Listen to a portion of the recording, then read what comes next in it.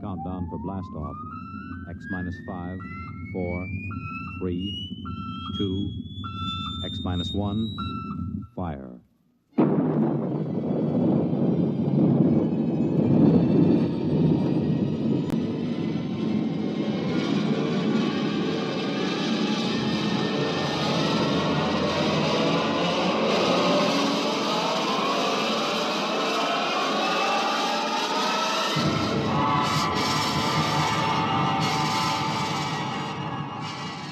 From the far horizons of the unknown come transcribed tales of new dimensions in time and space. These are stories of the future, adventures in which you'll live in a million could-be years on 1,000 maybe worlds. The National Broadcasting Company, in cooperation with Galaxy Science Fiction Magazine, presents X minus 1.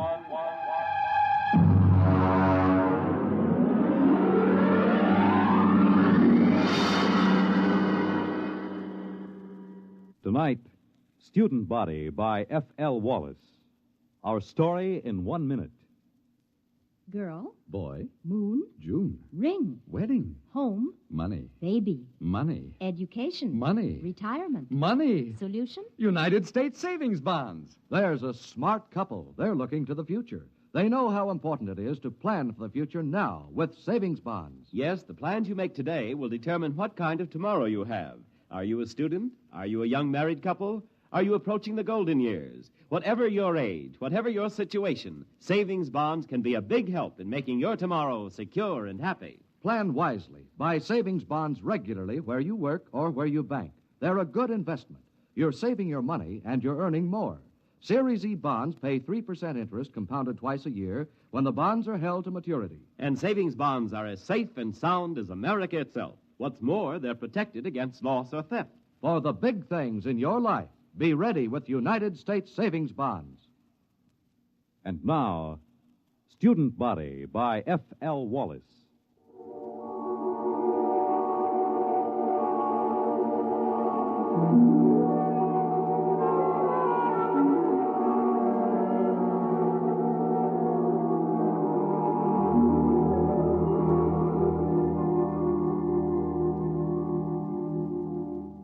Emergency report to Central Colonial Service. Subject Planet 7G63, Glade. Reporting Dano Marin. Special assignment from Biological Control. Report consisting of standard universal tapes and special recorded comment. First segment, landing day +1. 6 a.m. sidereal mean time. Voices on tape, myself, Colonial Executive Shep Hafner, and Athel, a female member of our crew. Tape commencing. Watch your step on the ramp, Marin. It's tilted. Oh, yes, I will. All right, where are these people? Over there, a few hundred feet. Beneath that tree. Oh, come on, then. You know, I'm going to have to note in the log that you cleared the planet for colonization as of last night. I understand. I'm taping this now for my records. I take full responsibility for the safety of this planet. All right. But wait until you see this. Here we are. Now, do you see there? In the clearing beneath that tree? Why, good Lord, they haven't a stitch of clothes on. None of them. That's just what I told you. Are they all right? No, they're just asleep. You can see them breathing. Look here, Hafner, who gave them permission to sleep out here in the open? Shh, don't wake them yet. I gave them permission, Marin. They've been cooped up in that ship for over 6 months. They wanted to sleep outside. And in view of your clearance, I couldn't see any reason to refuse permission. I know. You were within your rights. But the clothing, why, they don't even have blankets. They did have, when they bedded down last night. Some of them even used the standard issue sleeping bag. Well, then what happened to them? There are 13 people sleeping around that tree, and they're stark naked, all of them. Last night you told me there was nothing dangerous on Glade. Do you still think so? I know so. I have the complete biological survey. Does your survey account for anything like this? You know it doesn't. That's what I thought. Okay. Now you've seen it for yourself. Let's wake them up and get them back to the ship. No, wait. You better wake them one at a time. This will be embarrassing enough for them as it is. Yes, I suppose you're right. I will wake the nearest one first. That's Athel, our lab technician. Yes, well, here, take my jacket. Cover her with it before you wake her. All right. Wake up, Ethel. All right, Ethel, wake up. It's Executive Hatton. What? Oh, what is it? I'm sorry, Ethel. Something has happened. Oh, my clothes. My blanket, everything's gone. Now, be careful. Don't wake the others. Oh, yes, the others. Why, good heavens, they're all that way. Ethel, just go back to your cabin on the ship. Everything is all right. We'll explain it to you when we have the others safely back. But I feel so foolish. How could this happen? What's the meaning of it? Now, just get back to the ship. Your clothes back there are perfectly safe. Yes, all right. Well, thank you. You told her we'd explain it later, Hafner. Do you think we can? That's your job, isn't it? This planet is as new to me as it is to you. You're the biologist. What destroyed their clothing? It would have to be something that could destroy both blankets and clothing without waking the people. Nocturnal insects? Ordinarily, I'd say that was a distinct possibility if it weren't for the fact that our surveys show no evidence whatsoever of any such insects on Glade. Your survey could have missed them, couldn't it? Not if they existed in any great quantity. Besides, if insects were the answer, there should be some kind of evidence of them right here in the area where Ethel was lying. Certainly one or two of them would be crushed when she rolled over in her sleep. Well, that sounds reasonable. Now, look for yourself. There's absolutely no sign of anything at all here. Well, what about some chemical, some vapor oozing from the ground? No chance at all. I'd rule that out completely. Then what? Well, here's the tree itself. I suppose it could exude some sort of a chemical that might dissolve cloth, but I can check that in the lab. Well, we'd better arouse the rest of these people and get them back to the ship. Hey, wait. What? What is it? Why, it's some kind of an animal. Just caught a glimpse through there. Ah, there he is. Yeah, you see behind that bush? Yeah, it looks almost like a chipmunk. Yes, and he's feeding on something. Why, it looks like a piece of cloth. Marin, do you think that... Shh, he doesn't hear us. I'll just ease up to him now. Closer. Now. You got him. Oh, well, hey, you little devil. Watch out, Marin. He's got sharp teeth. You're telling me. Yeah, easy there, boy. Easy. Like to have your head stroked? Sure you do. That's the boy. He's calming down. Yes, look at that. Oh, he's nestling in the crook of my arm, almost like a kitten. Almost. Marin, I hope you don't mind short sleeves. Now, what do you mean? He's already eaten half the sleeve off your shirt. I think we've found the answer to our problem. The animal was a small, furry mammal resembling an Earth-type rodent. Its overall length is 14 centimeters, weight 512 grams. Fur stringy and sparse, color a light beige, indicating no particular protective coloring. The animal was placed in a special cage in a biological laboratory aboard ship for further study. Next tape, landing date +2. Can we exterminate it? Oh, it's quite a job. How about locally? Hardly. It's ecologically basic.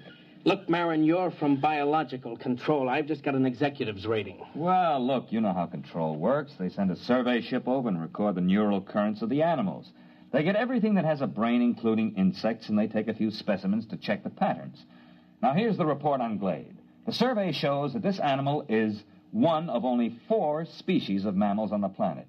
It is also the most numerous. So if we kill them off here, others will swarm in from other areas. Yes, that's about it. There are probably millions of them around the planet. Of course, if you want to put a barrier across the connection to the mainland, you might be able to wipe them out locally. Look, Marin, I've got a tight schedule. I can't spare dirt-moving equipment for that. By the way, what do they eat? Well, as far as I can see, anything. Insects, fruit, berries. You could call it an omnivora. Now that our clothing is handy, it eats that, too. I thought our clothing was supposed to be vermin-proof. It is on 27 planets. On the 28th, we met up with a little fella that has better digestive fluids, that's all. Oh, he's eating a leather belt right now. Yeah. Are they likely to bother the crops we plant? They shouldn't, but then I would have said the same thing about our clothing. All right, Marin, you worry about the crops. Find some way to keep them out of the fields. Meanwhile, everyone sleeps inside the ship until we can build dormitories. Biological examination of omnivora posed this question. Why only 4 species of mammals on Glade? No reptiles and only a few birds. On all comparable planets, a large variety of species. Nearest Earth parallel, fossil remains from the late Carboniferous show creatures like the omnivora, but on Glade there appears to be no further evolution. Next tape segment, L plus 22, place, temporary warehouse, Quartermaster Crone, and myself. There you are, Mr. Marin. They got in every seat, sack, and barrel in this part of the warehouse. Well, what makes you think it's mice? Look, I've worked in grain elevators for 30 years in Kansas. Look at the way that sack is gnawed. And look over there. Droppings. Well, it's not exactly... I know. So they're mice-like. I want to know how to get rid of them. Have you tried poison? You tell me what poison to use, and I'll use it. They got into a 100-pound sack of arsenic and went through it like it was whipped cream. Well, how did they get in? It's a fused dirt floor, isn't it? It should be pest-tight. But see, there are cracks along here. They must have burrowed through. They were loose in here, and we don't have time to build another warehouse. They've got to be controlled here. Well, catch me a few of them alive, and I'll see what I can do. Next morning, a dozen live specimens of mice-like mammals were delivered to the lab. No 2 of them were affected by the same poison, and the poison developed to control the omnivora was completely ineffective. Alternate discussed with Executive Hafner and Machinist Tully of Computer Engineering. Next tape, L plus 24. Hafner, Tully, and myself. I tried it out yesterday, Mr. Hafner. I think I've got all the bugs licked now. Tully, I don't want any more metal used than is necessary. This isn't standard authorized equipment. You're not dealing with a standard authorized problem. Are you ready to activate the device? Sure thing. Here, help me get it down from this assembly bench down on the floor. All right. There you go, kitty. Now, what do you think of her? A robot cat. Well, I still think we need at least 3 of them. Mr. Marin, inventory on colonial expeditions is always short. 1 will have to do. All right, Tully. Show us how this mechanical mouse catcher operates. You better get out of the way, Mr. Marin. If you've touched any of the mice in the lab, she'll go for you. She reacts to smell as well as sight and sound. All right, Tully, start it up.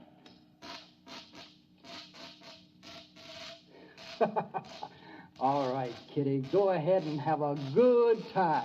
Why, she moves like a cat. You know, I wouldn't bet a plug nickel on any mouse in the same warehouse with that baby. Robot cat device proved relatively successful in Warehouse 1. Rodent damage held below danger margin. Next tape, L plus 37. Tully, Hafner, and myself. I can't salvage it, Mr. Hafner. Just look at that. That skeleton was chrome steel, now it's bent. The skin was duroplastic, and now it's cut to ribbons. The computer parts are all smashed to bits. How do you account for it, Tully? Well, look around the poor thing. You had me build it for mice. These things weren't mice. They're a good foot long. They just outnumbered him, that's all. You examined these dead animals, Marin? Not closely. Well, you'll find your mice have grown. They ganged up on that cat. There aren't supposed to be any rats on Glade, are there? Well, there weren't supposed to be any mice either. What are you going to do? We'll have to build another warehouse. 2-foot-thick fused floors. Wait a minute, Mr. Hafner. To do that, we'll have to stop all other construction. The atomic generator... Why not build more robot cats? You weren't here when we opened the doors, Marin. The warehouse was swarming with rats. Tully, how many robot cats would we need? 5? 15? We don't have enough parts to build more than 3. If we need more than that, we'll have to rob the computer in the spaceship. And that's one thing I refuse to do. The spaceship is our only link with Earth until the next wave in 2 years. All right, then I'll tell you what we'll do. We'll floodlight the supplies at night. We'll post a guard with half-charged rifles until we can move to the new warehouse. That'll take about 10 days. Meanwhile, our fast crops are ripening. It's my guess that the rats will turn to that for food. Now, in order to protect our future food supplies, you'll have to activate your cold storage animals, Marin. Mr. Hafner, it's against regulations to release any cold storage animals on a planet until after a complete investigation. That takes 10 to 20 years. This is an emergency. I don't want to be responsible for another rabbit-infested Australia or that planet in the Centauri system that the snails took over. Marin, I'll take the responsibility. You're recording now, aren't you? Yes. All right. If that isn't authorization enough, I'll put it in writing. Well, the beast I've got for this job won't be any good against rats this size. You've got hormones. Use them.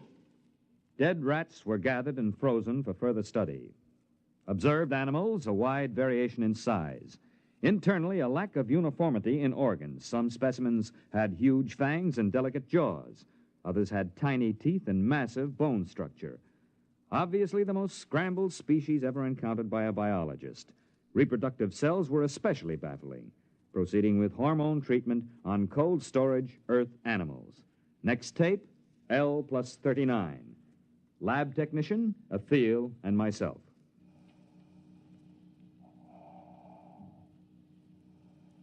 First one is coming out of it, Mr. Marin. Yes, that makes 85% viability. That's not bad. All right, fella, now take it easy, take it easy. Oh, he's a cute little fella. But he's tough. That's a wire-haired terrier. They're small, but they've been used for ratters since the Middle Ages. Do you think he's nearly ready for the hormone course? I think so. All right, first pituitary injection. Ready. All right, now, this is going to hurt just a little, fella. Oh. Yeah, it's a dirty trick, isn't it, jabbing you with a needle when you're fresh out of the deep freeze? But don't you worry, fella. You'll be glad you had it. You'll stand a better chance against those rats when we work you up to about a Great Dane size. L+50, artificially enlarged terriers loosed in the fields of the fast crops. Following tape, field observation of terriers. Executor Hafner and myself.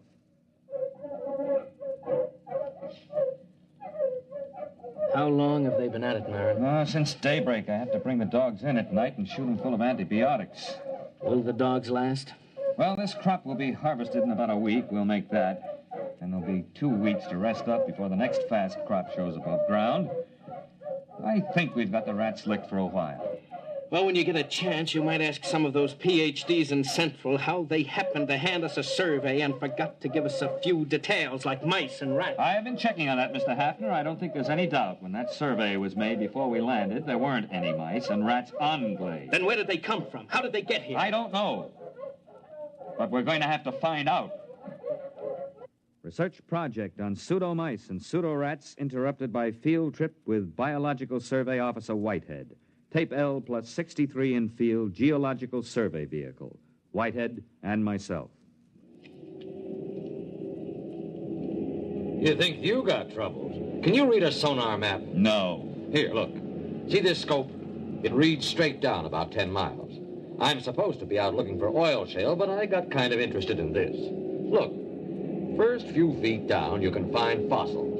After the first few feet, that's about 20,000 years, there are no fossils until you get way down here. That's about the same as late Carboniferous on Earth. Then you get the fossils again. It doesn't figure. What, isn't that usual? Changes in geological eras? You don't get it, man. I'm not talking about eras, I'm talking about years. Straight down from here, 20,000 years ago, this was a desert. And then 3 years later, it was a jungle. 5 years after that, there was a glacier. Earth normal would be 50,000 years or more for a change like that. What caused it? Yeah, you've got me. Fluctuations in the sun, I don't know, but talk about changeable weather. This planet really has it. Based on accumulated data, theory developed regarding mammalian life on planet Glade. Tape L+65. Place temporary headquarters of Executive Hafner. Marin, I've got a lot of work to clear up this morning. I thought you might like to know where the mice came from. They don't bother us anymore. I've also determined the origin of the rats. They're under control. I wonder if they are, Mr. Hafner. What do you mean? Mr. Hafner, I've checked this with Whitehead. Between 100 million years and 20,000 years ago, this planet was changing violently and quickly. The first change wiped out the dinosaur just the way it did on Earth. But it kept on changing. Desert, glacier, jungle, and all this within the lifespan of a single animal. For 1 million years, this was the norm of existence on Glade. I've checked geological survey. The planet is stable now. Well, that's not what I'm getting at. The point is, survival was difficult. Only one species of mammals managed to come through. Now, wait a minute, Marin. There are 4 species, ranging in size from a squirrel to a water buffalo. One species. They're the same. If the food supply for the largest animal increases, some of the smaller so-called species just grow up. Conversely, if the food becomes scarce in any category, the next generation, which apparently can be produced almost instantly, switches to a form which does have an adequate food supply. The mice? The mice weren't here when we got here. They were born of the squirrel-sized omnivora. And the rats? Born of the next larger size. After all, we are environment, too, and they adapt to environment. Let me get this straight. The mutations... On Earth, it would be mutation. Here, it's merely normal evolution. These animals have no genes or chromosomes. I don't know how they pass down heredity, but they react to external conditions far faster than anything we've ever encountered. Then we'll never be free from pests unless, of course, we rid the planet of all animal life. Yeah, you mean with radioactive dust? That won't work. They've survived worse. Oh, maybe we could leave the planet. Leave it to the animals. I could exercise authority under Clause 364. It's too late for that. What do you mean? We sent back the specimen ship. The animals are on Earth, too. But those specimens were in cages. Yes, but the next generation would be small enough to get out through the bars. They'll be running free in the cargoes of the spaceships. They'll land on Earth, and the first thing you know, a new mutation of rats will appear. They won't have any reason to connect it with the specimens from Glade. They won't be able to vermin-proof every building on Earth. No, we've got to stay here. We've got to study the animals here and find out how to beat them. If we can. Next tape, L plus 83. Place, Field Outpost. Quartermaster Crone, Hafner, and myself. I saw it, Mr. Hafner. I saw it. Are you sure? There. Do you see that tree? No, the big one. The white flowers? That's the one. I saw it behind there. Can you describe it? Well, I didn't get a good... That's it. That's what I heard. It sounds like a tiger. I've heard them like that in India. You watch. Right by that tree. Hey, look out. It's heading this way. Give me that rifle. Hurry up. Shoot. Try again. I've got it. Come on, let's take a look. Now, look out. It might be still alive. No, I hit it square with that second charge. What in the devil is it? It's a good 8 feet long. What do you make of it, Marin? Well, except for the lack of markings, it closely resembles a tiger. Look at those claws. We chase the rats out of the warehouse, they go to the fields. We hunt them down in the fields with dogs, and they breed tigers. Well, that's easier than rats. We can shoot tigers. Wait a minute. We've been here less than 3 months, Marin. The dogs have been in the fields only 2. And that tiger's mature. How do you account for that? I am not sure, Mr. Hafner, but I imagine if the survival factor is high, the young don't ever have to be young. What? They can be born as fully functioning adults.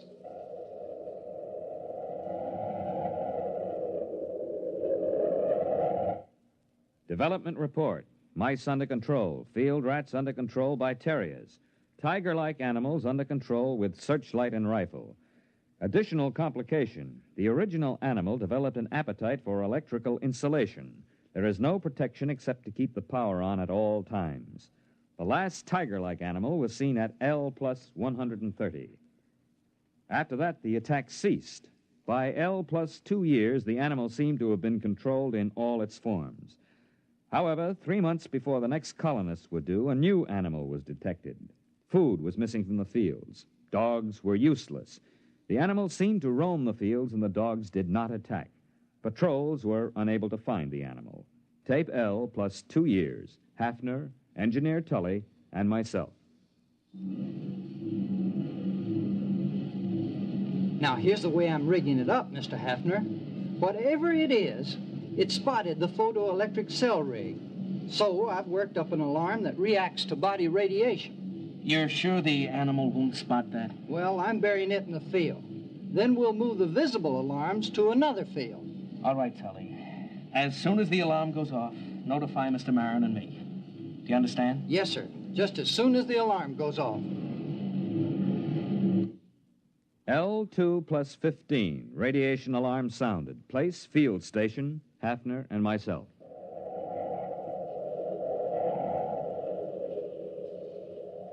Look out where you're walking, Marin. We don't want to scare it away. Well, there are dogs in that field, aren't there? Well, there were supposed to be, but they didn't bark. Quiet. There it is. See?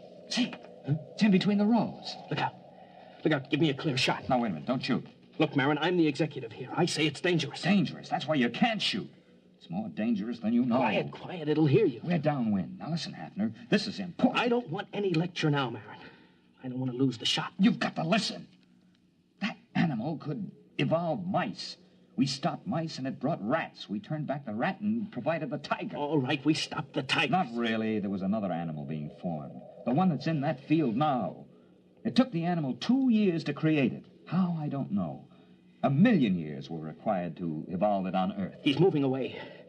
Marin, I'm going to shoot. Don't shoot. We can't destroy the animal. It's on the Earth now and on other planets.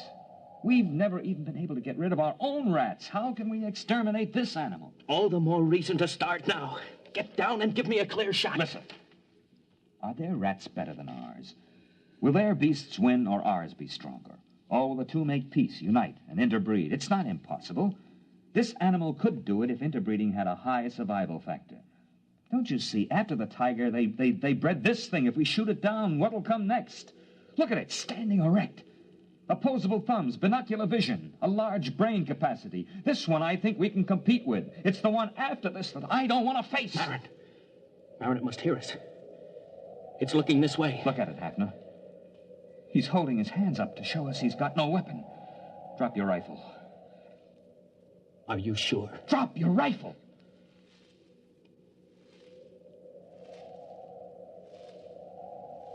He's coming this way. He's got one of those white blossoms in his hand. Yes. Must be a sign of peace. Wait. It looks almost like a man. I wonder what's inside that body. I wonder what's inside that head.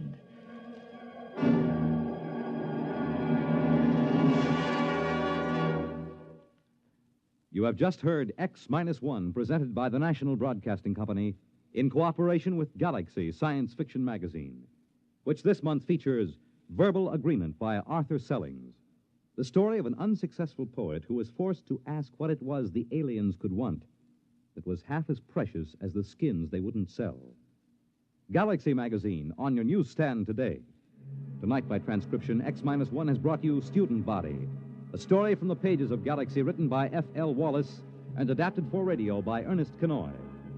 Featured in the cast were John Raby, Bob Hastings, Kate Wilkinson, James Stevens, Charles Carruth, and Merrill E. Joels. Your announcer, Fred Collins. X-1 was directed by Bob Maurer and is an NBC Radio Network production.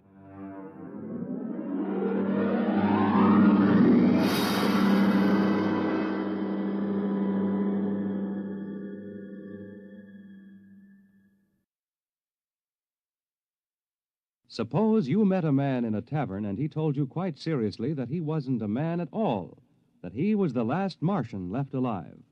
Well, that's what happens to a newspaper reporter next week when he is sent out on what appears to be a routine crank story. What happens next, though, is very far from routine, as the interview leads to a whole succession of astonishing events. The story is The Last Martian by Frederick Brown, next week on X-1. The Fisher Body Awards to Teenagers will be made tonight on the NBC Radio Network.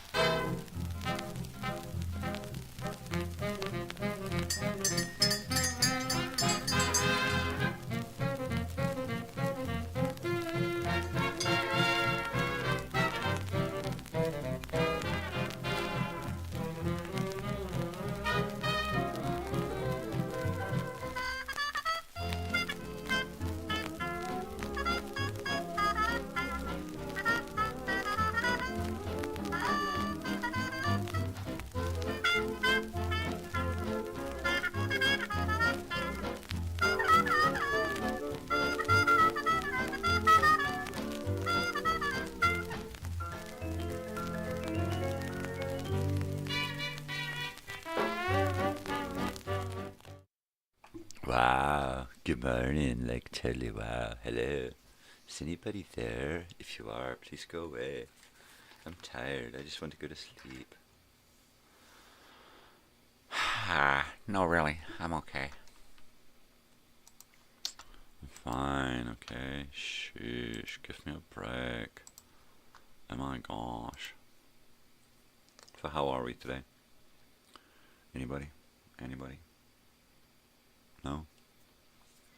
Don't worry about it then. Don't worry about it.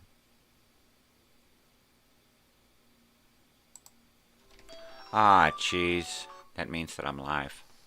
Ah. No, really. That means that I have gone live. I've gone live, people.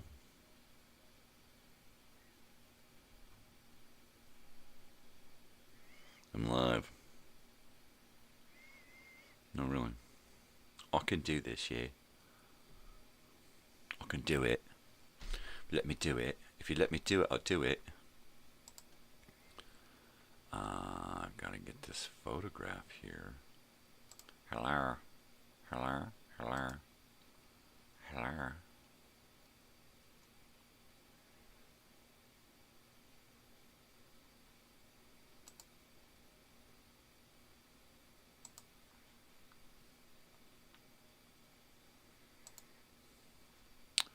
Yeah, going to download it.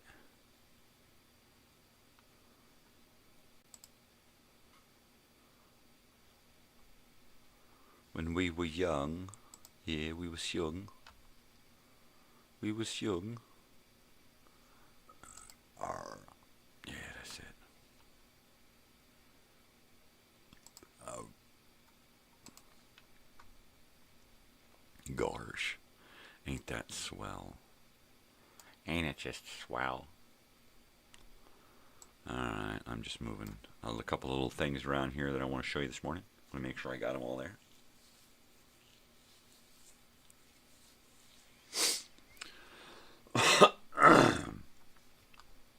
First of all,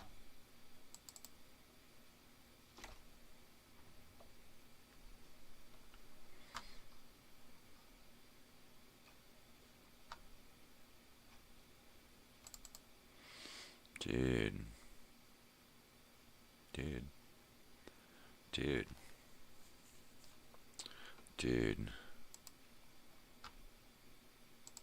why are my pictures all fucking screwed up?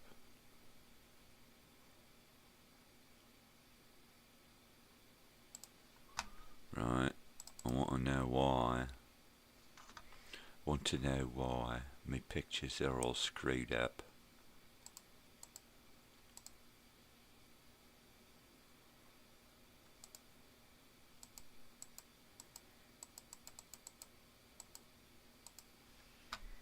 Major, shut up.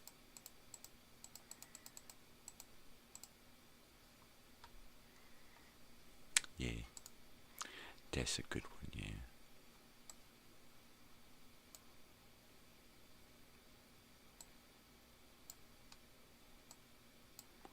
Hanging out in Vegas, yeah. There we go.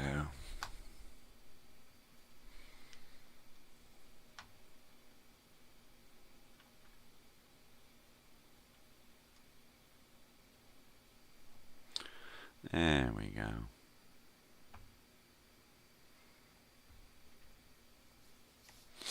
Totally. There you have it. There it is, right there in front of you. Yeah. I'm whooped. I am whooped.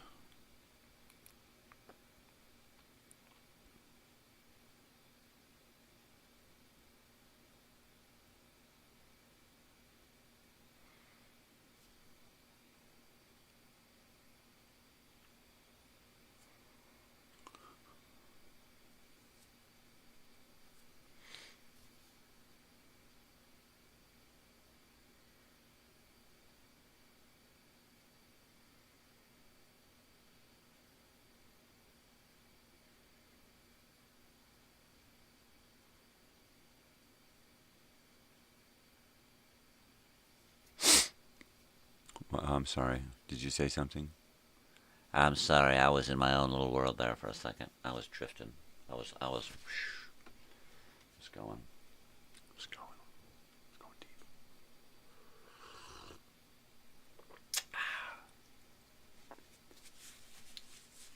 Totally. All right. Going in. I'm Flarkin going in.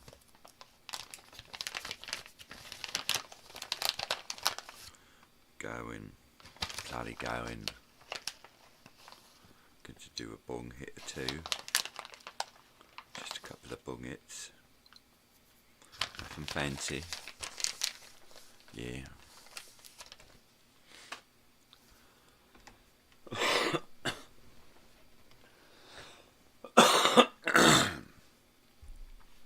So anyways, orale. Orale.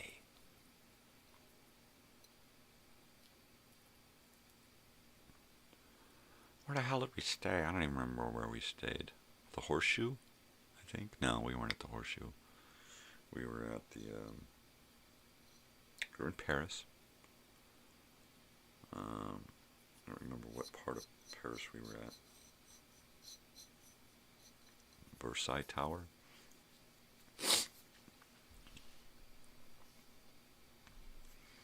We were supposed to be in the Bordeaux, and then they moved us, of course. It was an okay suite, though. I mean, it was alright. It was really nice. No microwave.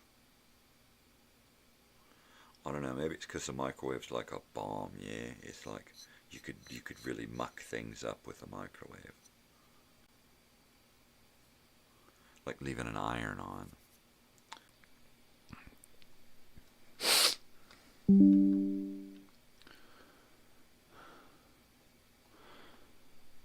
Well, I'm back. I'm back, babies. I'm back, babies. Unfortunately, my live stream decided to go wonky on me. So if you're still there, here I am. This is me. I wish I had some real creamer for my coffee. Or at least some milk. All I got is crap. Crap.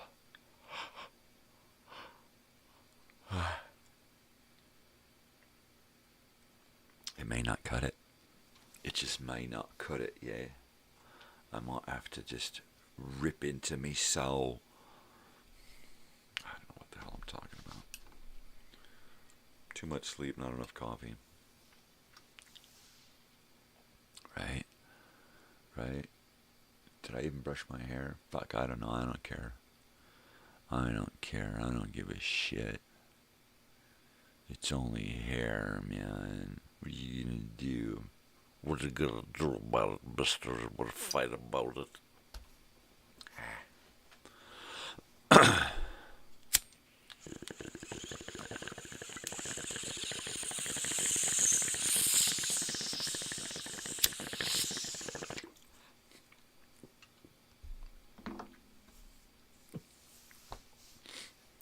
Where the hell was that?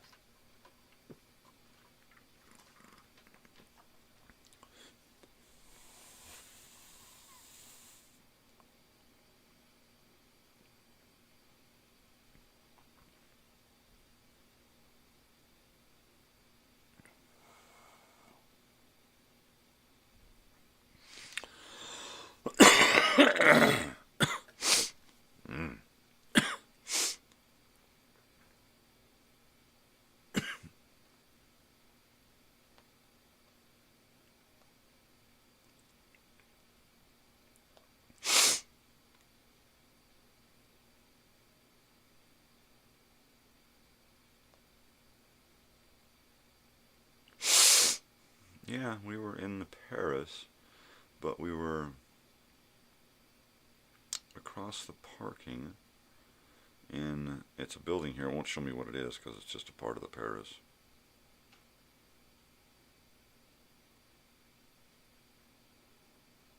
Like the horseshoe. The old shoe.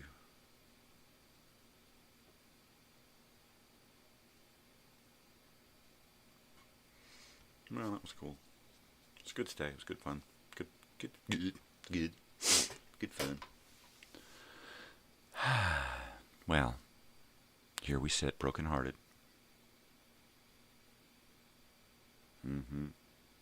Thought I finished and barely got started. Yeah, you didn't think I was going to go there, huh? Did you?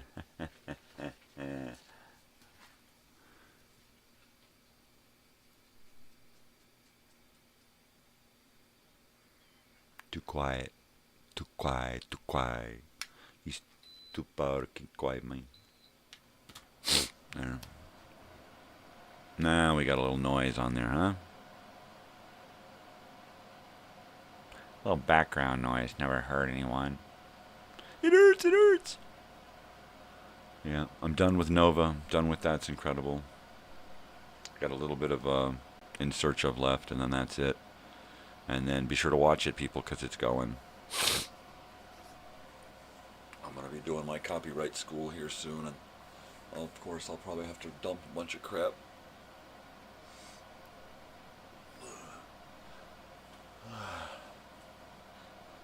You know. That's okay, though. It's cool. It's cute. It's cute. It's cute. Man, I am whooped. Whooped. Totally whooped. So how the heck are you? How in the heck are you? How are you?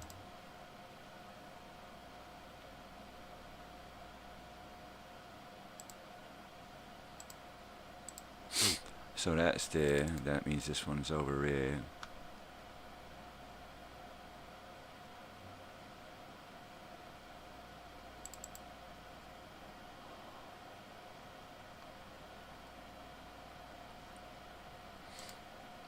So, yeah.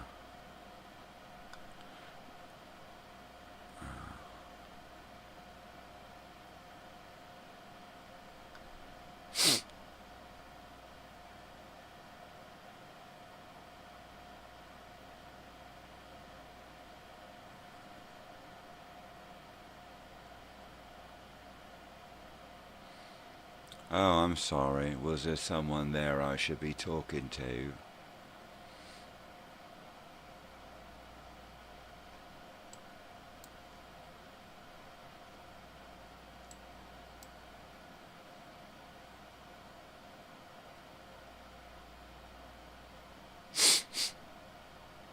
Well...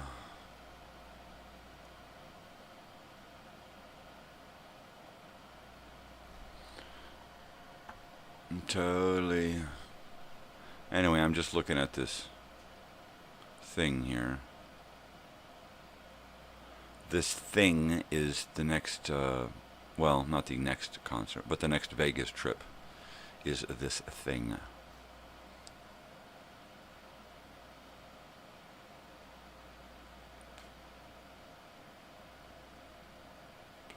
A second show added.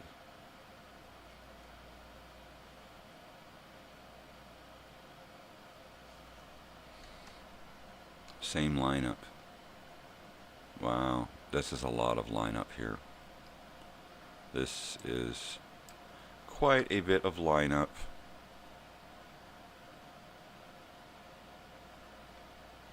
This is a lot of show here.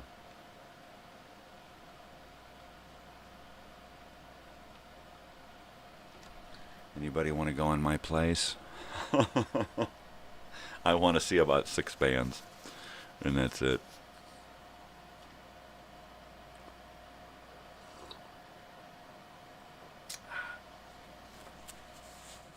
So, yeah, let's see. I want to see My Chemical Romance, Fall Out Boy, Jimmy Eat World, Pierce the Veil, The Used, The All-American Rejects, and maybe 1 or 2 more, but that's it.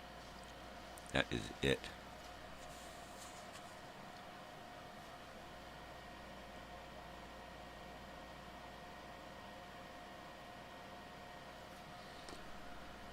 Yeah.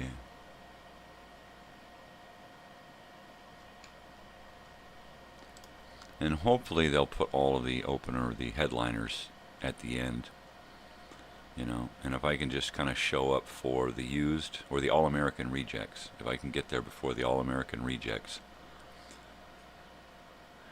that would work perfectly. But that's a lot of show to miss, right? I don't think my daughter is even going to see the whole show. Yeah.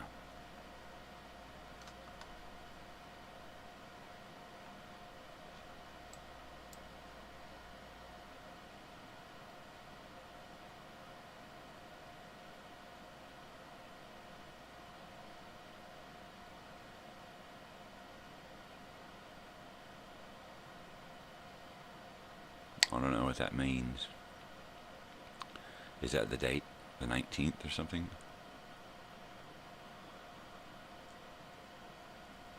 I don't know. Ooh, the Killers. What a fucking show. What a fucking show.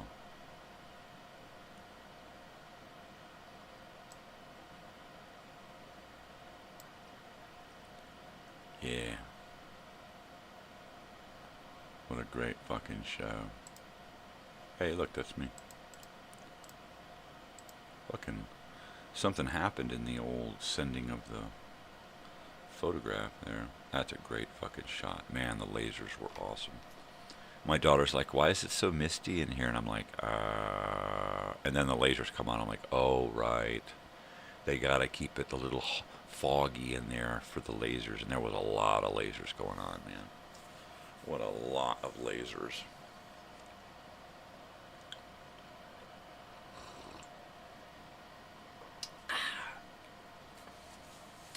Totally so much freaking lasers. Oh my god, it was like a laser central. No way. Way, no way. Way, no way. Way.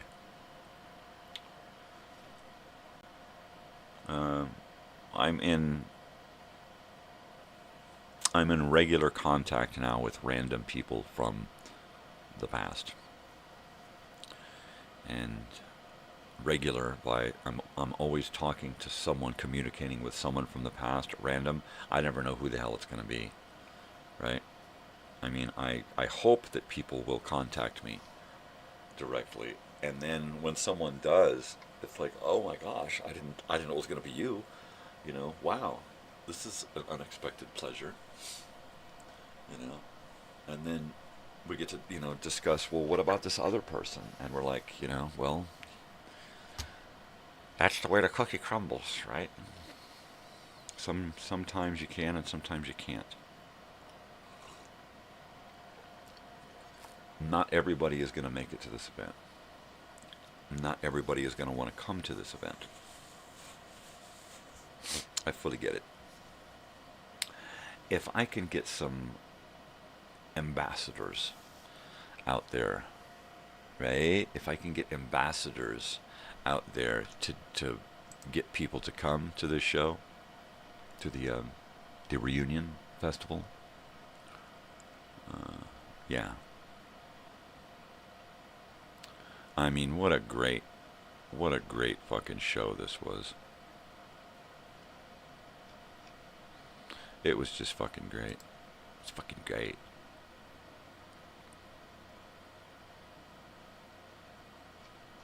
And look at these two weirdos, eh?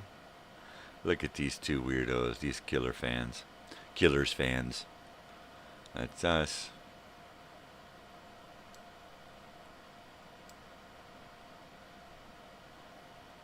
I had a Dr. Pepper with my slice of pizza before we went into the show. Yeah, buddy.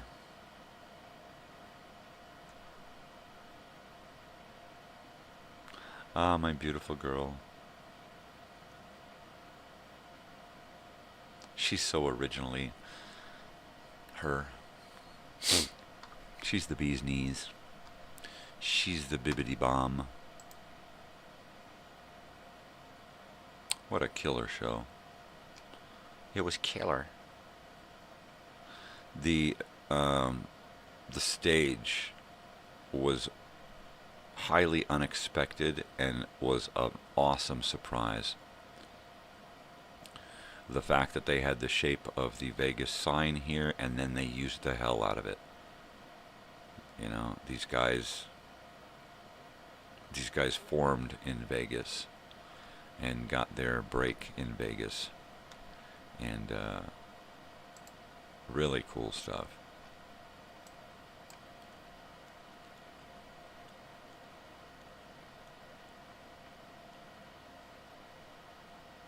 Kind of weird. Got these weird glitches here, right? Yeah, like for sure. Oh my god, like for sure. 14? Or is it 19? I don't friggin' know.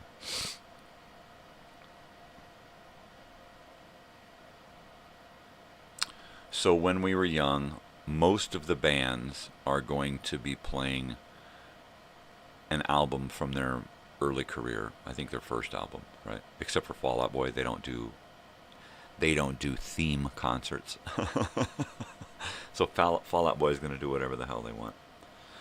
My Chemical Romance, they're supposed to be playing some really good albums. So I'm pretty good. I'm pretty jazzed about that. Yeah, look at that. That is just beautiful.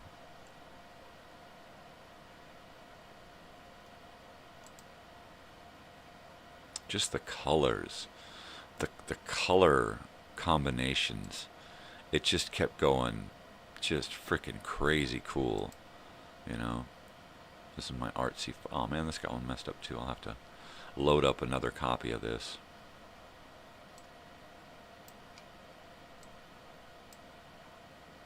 Looking through my daughter's poster, all curled up. At the stage, the big lowercase K on the stage. Oh yeah, that's great stuff, dude. Oh yeah. All right, here I am. I'm back, babies. Just fucking around. I'm just fucking around, alright? Jeez. Can a guy fuck around a little bit? Can a guy just fuck around? I just want to fuck around.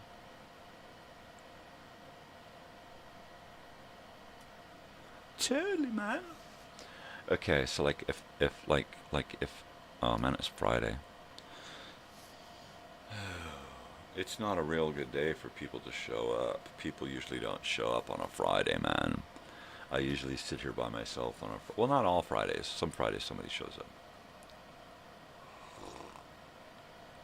Maybe Daily Adventures will show up.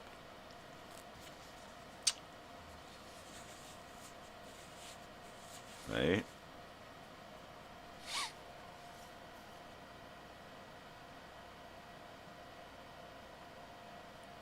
So like I'm planning this major reunion party for next year, next August. Hopefully I'll be alive then. And I'm hoping we get a lot of people that I want to see. I mean, I got to invite 1,000 people just to see a couple of dozen, right? Figuring nobody's coming there to see me. They're going to come to see everybody else, and I'll get to, I'll get to suckle off of that. I'll get the extra. I'll get the leave-ins, the drip-ins, right?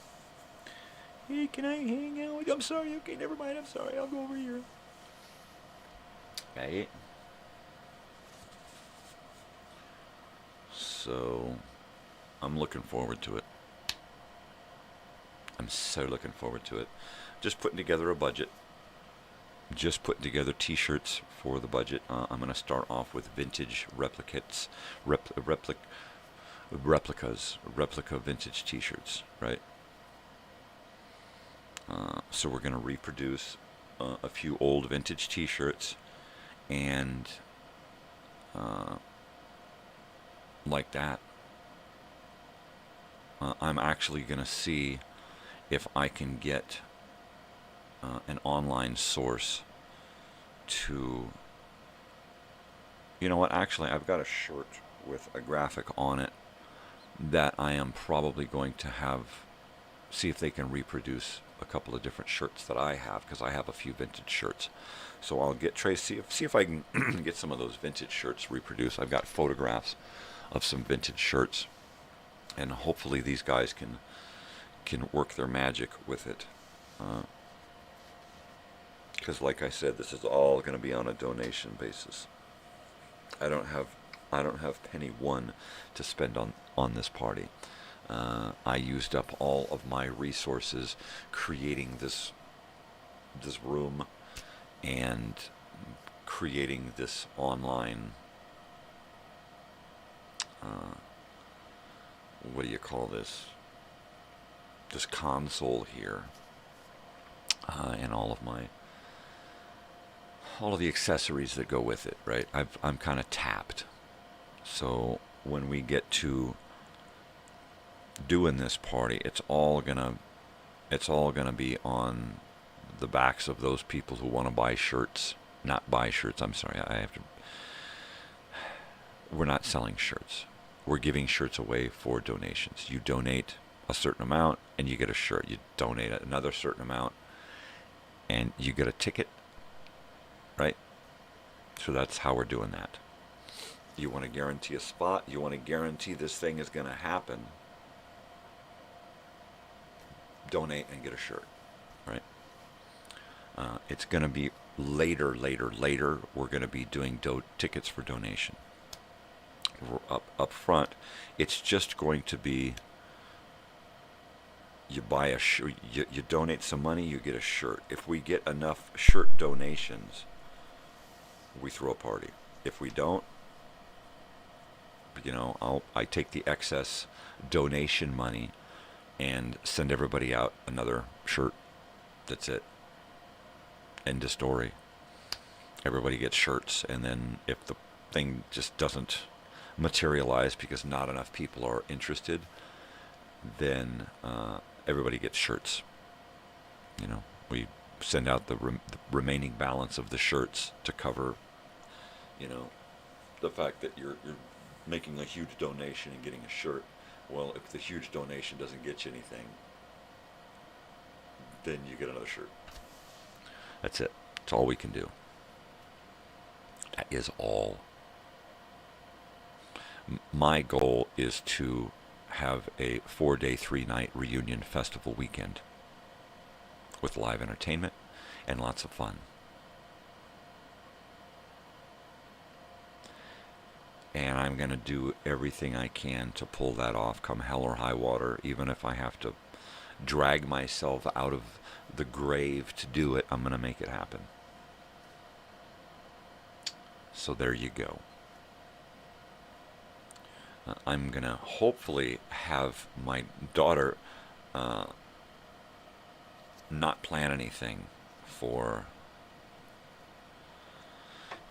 the month of and the month before that whole dealy there, right? Because that is going to take all of me, and if she is, she's gonna have to start going out with her buddies. I love to be my daughter's concert buddy. It's the best thing in the world that I've ever had, is being my daughter's concert buddy. I can't always, like this last one, I didn't know if I was going to make it. I felt so horrible the day we left. And then all that time in the car with no food. I couldn't really eat before. Nothing tasted good. I was sick to my stomach the whole trip up there. We got there. I started to feel a little bit better by the time we got there, and then we had to deal with the check-in that took an hour, and dragging our bags from the parking to the check-in up to our room, and that took over an hour, and it wore me out. And then we had to leave the room and go get food because there was no kitchen open, no room service, nothing. So then we had to walk down and go over to the food court and settle for, I got a 3-inch children's ham and cheese, right? I couldn't even eat the meat. It was like turkey and cheese. I couldn't even eat the meat. It was too salty. So I pulled the meat off, and all I had was the bread and a piece of provolone dry. And it was like the best thing in the world. After that, I was right as rain. And then had a cereal bar the next day, and we went out to the Planet Hollywood Cafe Hollywood, and had biscuits and gravy. We split up giant biscuits and gravy and potatoes. And neither one of us ate the bacon. I couldn't eat any of the potatoes, but I ate both biscuit halves and gravy, sausage gravy.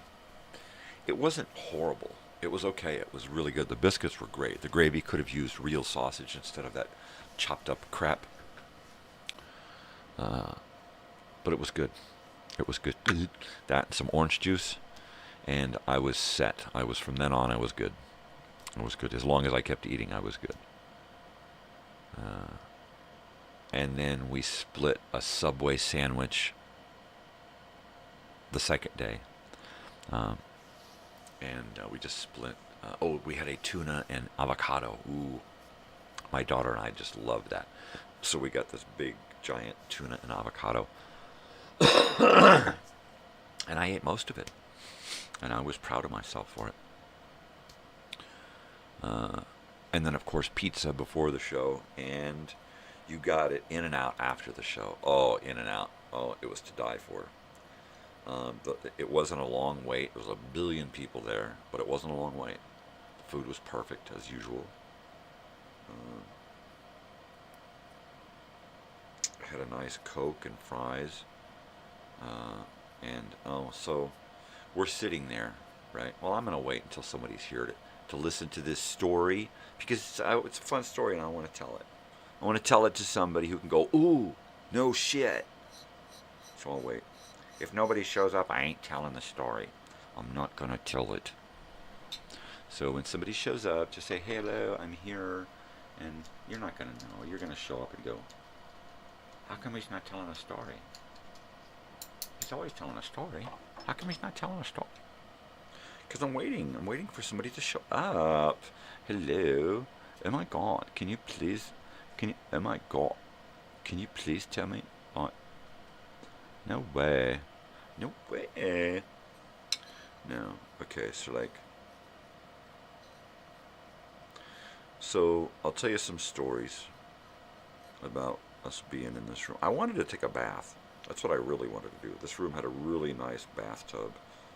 Really nice shower. I mean, this place was probably set up for a couple, right? Oh, that's funny. We were out on our way to breakfast.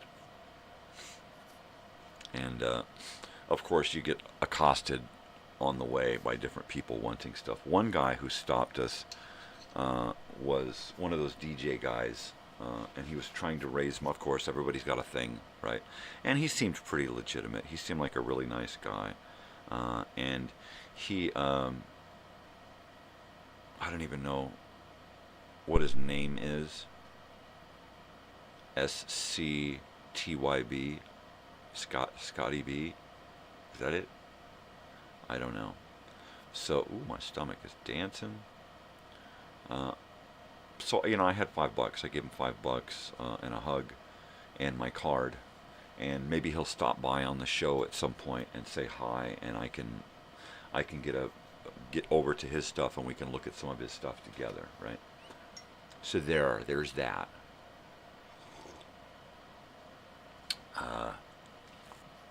Yeah, if he's got his stuff monetized, then I can't look at anything. I can bring up some pictures. Some freeze frames of stuff, some photos of his links or whatever, right? So, so we did that, exchanged, peace and love, and then, because if I'm gonna, say, you should go out and you should spread some peace and love and happiness, and that's what I do. That's what I try to do. I mean, I really honestly try to do that. Ask my daughter. She's like, he won't shut up. He keeps talking to people. I'll be walking down the street and somebody will look at me. I was like, hey, how you doing? And she'll just be like, oh, Dad, jeez. You don't have to talk to everybody. No, it's not like that.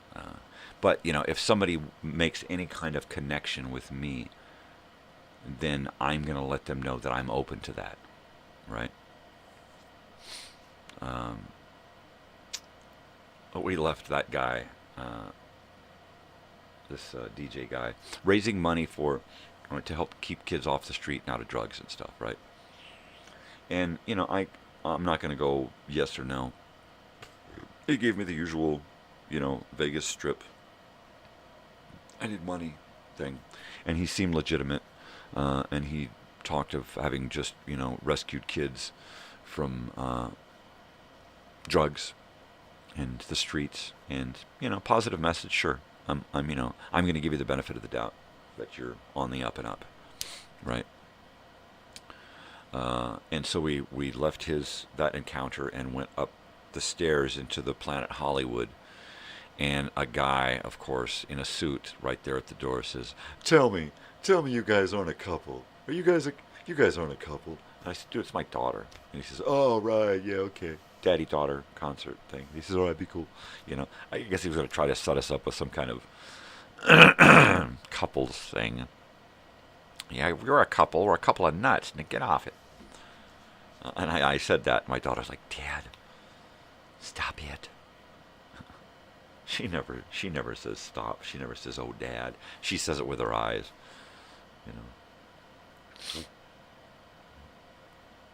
Oh, Dad. You and you're talking to everybody. So, yeah, we hung out at the Planet Hollywood, Cafe Hollywood. A nice server. I don't remember her name. My daughter might. She was really friendly. She had Betty Boop eyelashes. I mean, really, really, pulled together so that it looked like a drawing of a sun, right? I mean, her eyebrows were literally like this, right? And dark, and it was really cool. And she was really pleasant, really sweet, bubbly personality.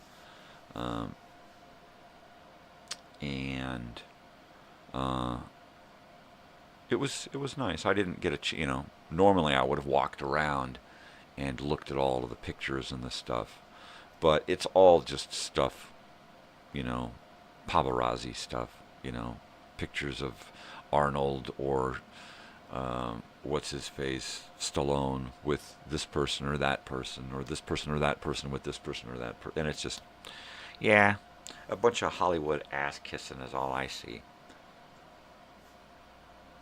And it was cool. A lot of, I don't want to say memorabilia, more like paraphernalia, Hollywood paraphernalia. I would have liked to have seen other stuff on the wall, but I guess maybe hard rock would have been something like that. I gotta warm up that stuff. It tastes like crap. Now it just tastes like cold crap. I'm out of my regular creamer, and it's upsetting me.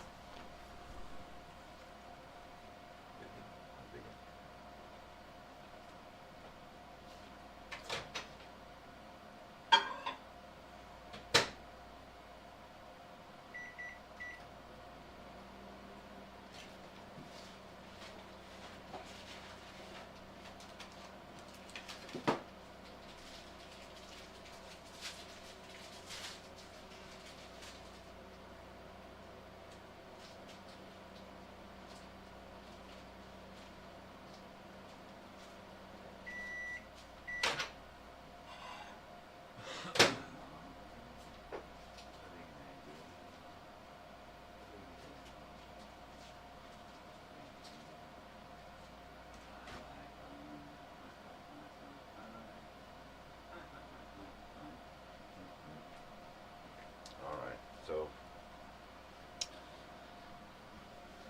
one thing to put on the list is not just regular, my normal creamer, but some of that just non-dairy white powder stuff, right?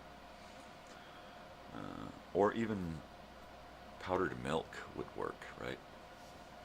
Something that I can add to my coffee that goes with the chocolate stuff that I have to make it more creamier and less, I don't know, skaggy. Can I say that? Skaggy? Is my coffee skaggy?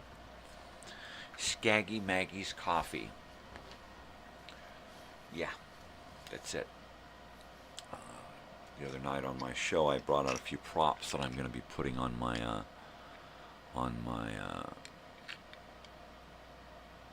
set here for the night show. My Anacin tablets right? My little metal tin of Anacin tablets and my little pack of Camel non-filters, unopened and very hard. They're a couple of years old. I bought them back when they were about $10 a pack.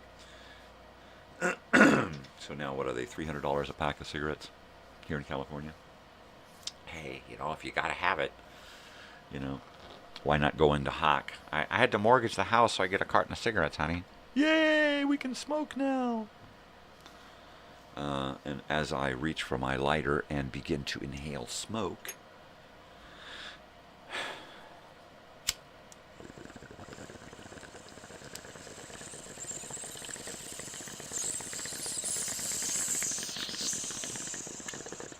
Skaggy Maggie, Craggy and Haggett.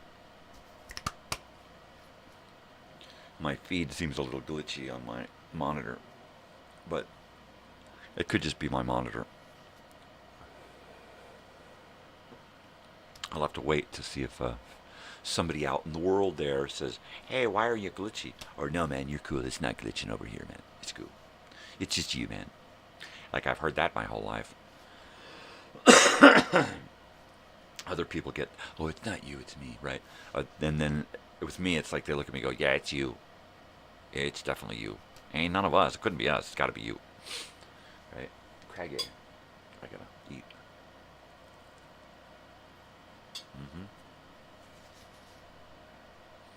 Got to put something in the body. When you get up at 4 in the morning to go live, you have to eventually eat something.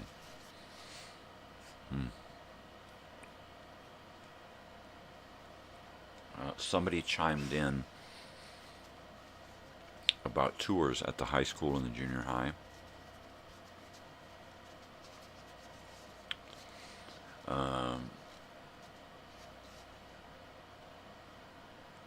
And I'm hoping that eventually they can work something out.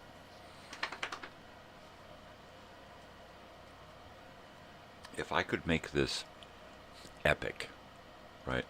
Like, oh, somebody smells cereal bars, huh? If I could make this so that it's unlike any other event, unlike any other reunion, I want to set the bar so fucking high on this that when anybody else plans a reunion, they're going to look at this reunion party and then they go, never mind, it's not going to be any fun, right? Unless we do it like he did it. That's what I want. You know, take your cruise, all right? Do your ballroom thing at the casino or whatever, but you ain't going to have anything on this. There's not going to be anything ever like this. There's never been anything like this.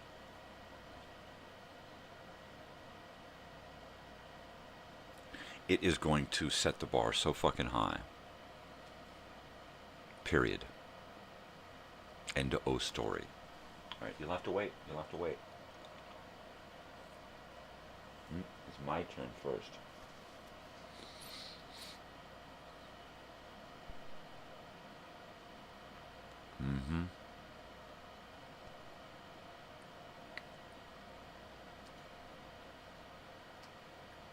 I want people to come who I don't even care to see, right? People I may or may not be friends with anymore.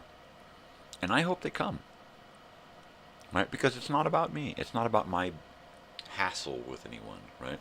It ain't. It's about, you know, getting together.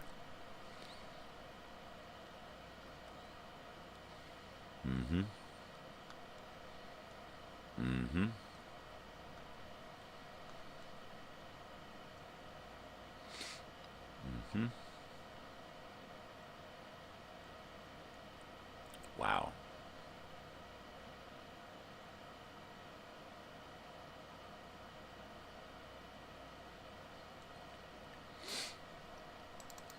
It's just too much. It's just too much to fathom. Having all of those people from the past together in one place, right? It's like a time rift is going to open, right? And we're just going to open this portal to the past, and rather than go into the past or bring the past into the, we're just going to merge the two, and the present and the past will become one, right? What the hell is he talking about now? Leave him alone, Harry. He's nostalgic. At least he's got feelings. Shut up, I'm warning you. You asshole.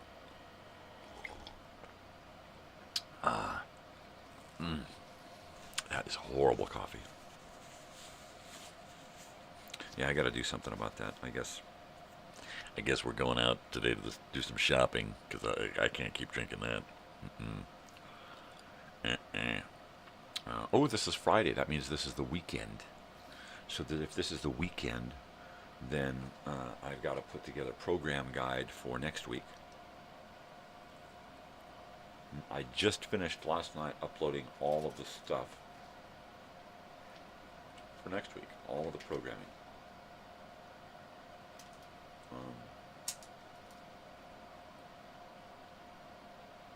And what was the last one?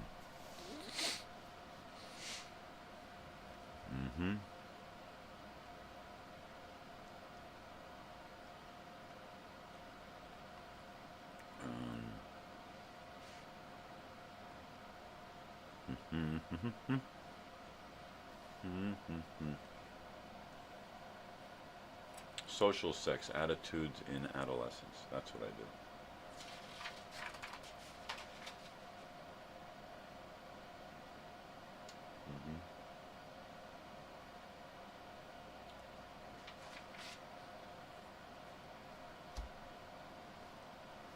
So that's the last. Social sex.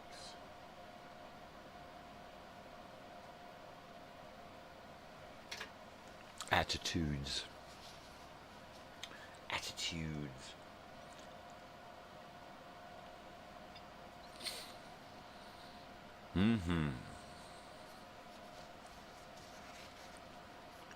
At some point, I'm going to start a campaign on my channel to get people over here in the mornings to talk about specific things. You know, if you're going to stop by and watch a movie, discuss it with me. Leave a comment. I'll return the comment. We'll have a little back and forth, and then you might see, oh, well, you know what? I want to stop by and actually have a conversation with this guy about the movie, or TV show, or old-time radio, or dead show, you know, or anything. How to make a bong. Right? Yeah. So eventually I'll campaign to get more people. You know, I'm not looking to get 1 million people on my channel. I'm not looking for, you know, actually the fewer the better, because I can have more of a connection, like a classroom. You don't want an overcrowded classroom. And if I can have my studio here filled with just a few people at a time, I can make a better connection, right? So, yeah. Man, work is slow, right? If work was really, really good right now, I'd probably be sinking money into all kinds of shit. Money that I don't have, right? Have to wait.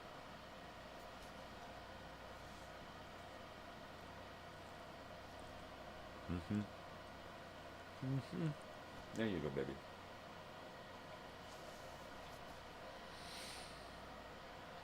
Big dog.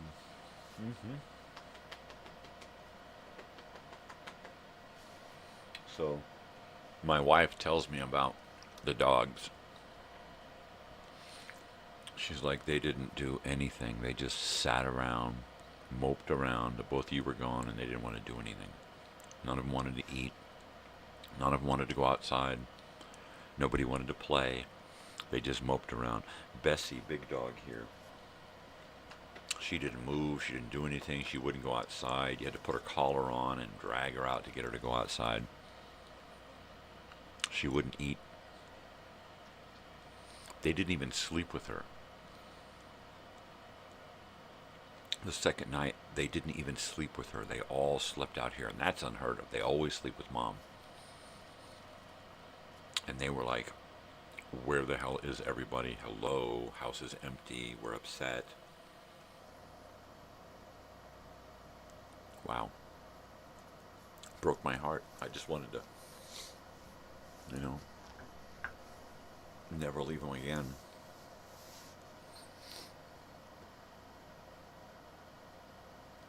Big face. Big face. Big face. You are such a big face. Yeah. Good stuff. Good stuff. So yeah, let me reboot my stuff here. Let's see what's going on. Nope, nobody here yet.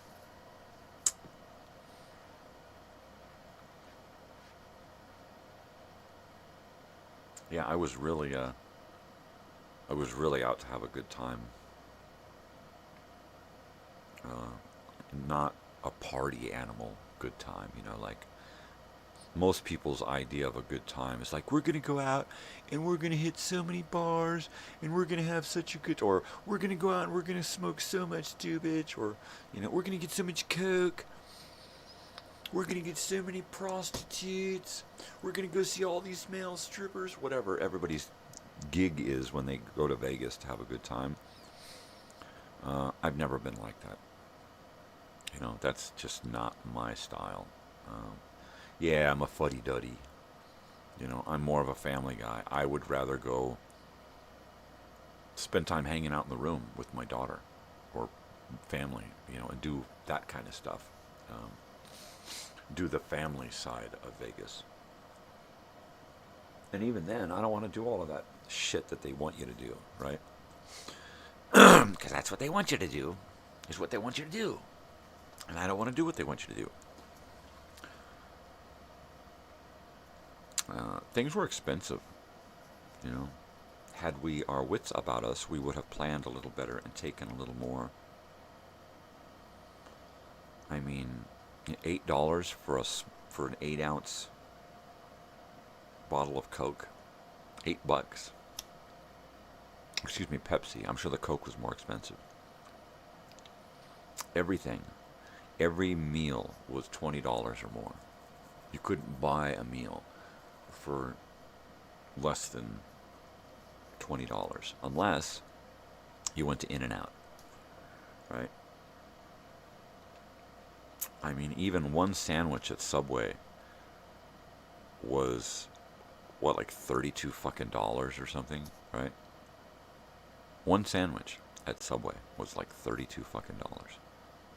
I should have saved receipts just so that we could read them here, compared to what it is in a normal place, right? Way to gouge, Vegas. Way to gouge into people's pockets, right? I mean, how do people survive there? The regular people that work there, how do they survive? Do they have to go into the far depths of, outer Las Vegas to shop to get anything for a decent price?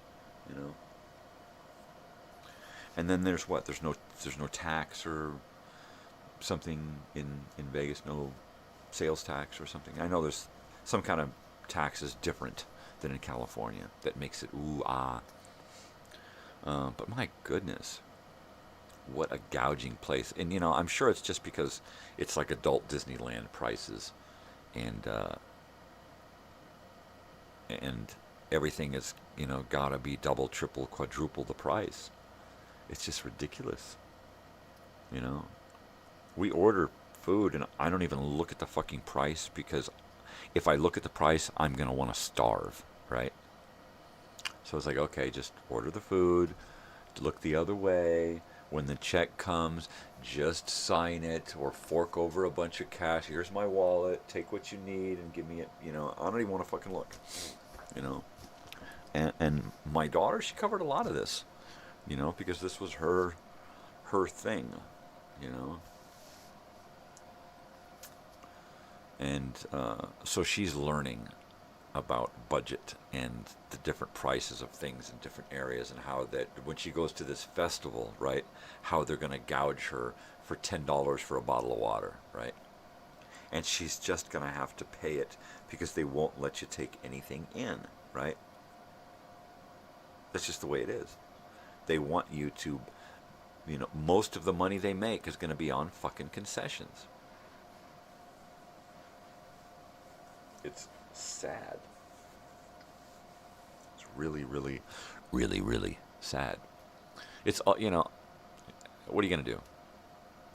She's got to see the world for what it is, you know. See it the way we see it.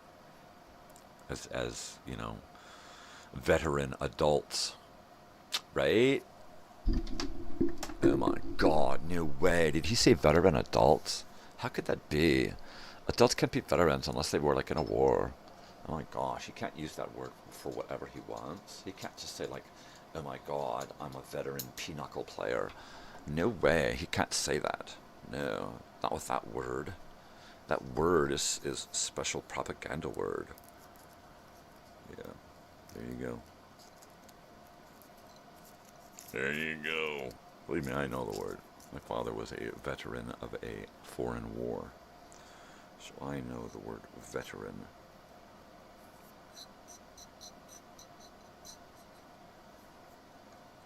He also worked for a veterinarian. He was a veterinarian.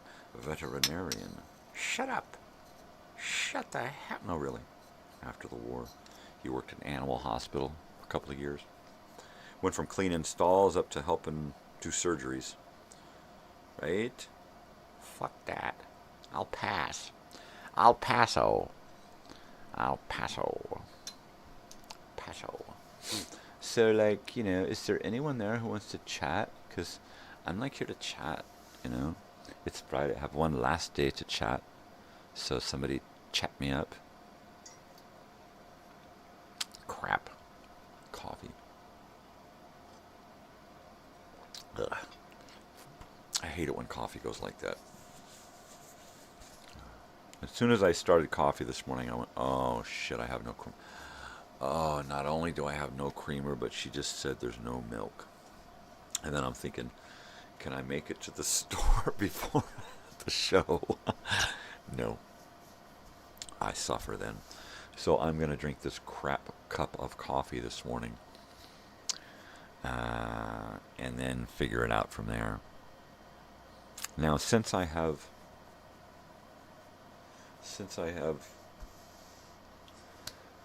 pretty much the whole weekend, we're not going to ELO until a week from Sunday, 24th? Is that what it is? So it's over a week away, so I've got time to do stuff. So I think I'm going to do some cleaning and some rearranging and some set decorating, and try to get this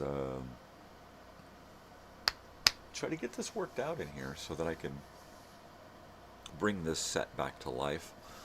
You know, what you call it?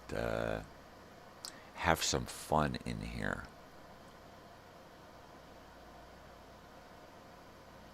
It's going to be kind of weird trying to shoehorn everything into here exactly the way I want it, because it's just a small little cube. It really is. I'm in like a cubicle. If this were an office, it would not be an executive suite. It is a small office. You're looking at, in the screen right there, this is probably a quarter of the room, what you see in the screen.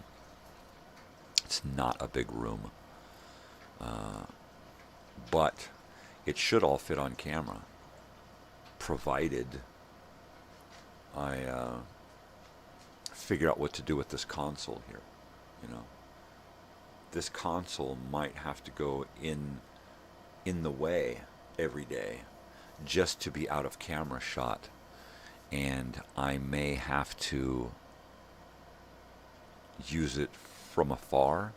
In other words, hit a camera angle and then go sit down on camera, right?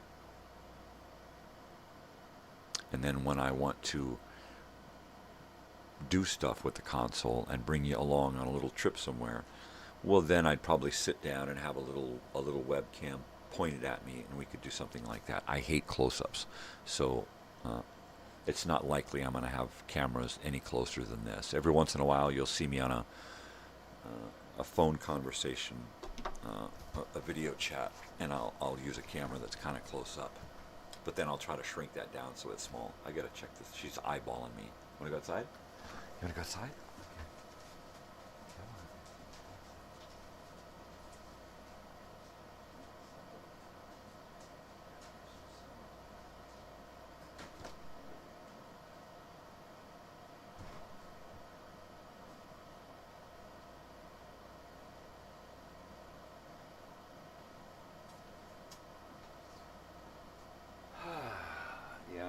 I'm pretty whooped. That was a lot of dragging bags around. We don't do this much. It's not like we've got suitcases and stuff because we take plane flights or anything. I'm not a traveler, right? If I travel someplace, I throw a bunch of shit in the car and we take off. I'm a road trip guy.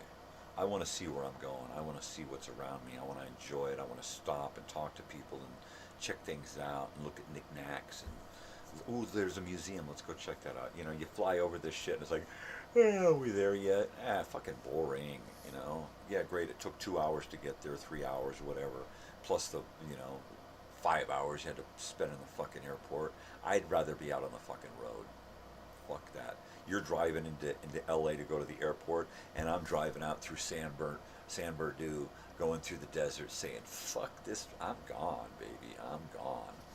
When do we gas up and get some food, you know? Yeah, I don't do that mass transportation thing real well. I would prefer to keep it real, you know? Let's do some sightseeing, you know? Let's have some fun. Where's the fun in watching a movie you've seen 8 times on a plane with a bunch of people and some guy's stinky fucking feet and some guy over here ain't showered in a fucking month and then this kid behind you just fucking kicking the back of the seat and squalling, right? Fuck that, you know? Fuck that. You know, even if it's just a little car, a little economy, like we've got a little C-Max, right? A little hybrid. That's perfect for travel. You know, it's got a great sound system in it. The chairs are comfortable. It's got a great environmental system in it. It's great on gas. Hugs the road. You know, do I need something fancy? Why? It's going to cost way more. It's going to be, you know, fuck that. But you'll save $20 if you fly versus driving. Gee, let me think about that. I'll spend an extra $100 to fucking drive rather than fly, just because of the, you know. You can't pack me in a tin can with a bunch of fucking strangers, right? If I go out onto the street, I can choose who I want to communicate with, right? If I go to a restaurant or someplace, I can choose to get up and get the fuck out of there. Fuck these people, I'm gone. You get trapped in a fucking airplane with a bunch of douchebags, then what? You're the guy they gaffle up and haul off the plane at the end, right? Because you're just like, fuck you. I have to listen to your fucking bullshit. Shut the fuck up.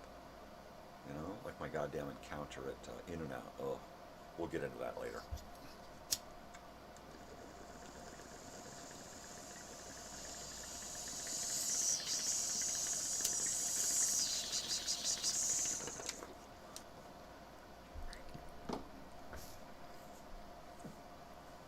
So if somebody's there, say something, because I have a story.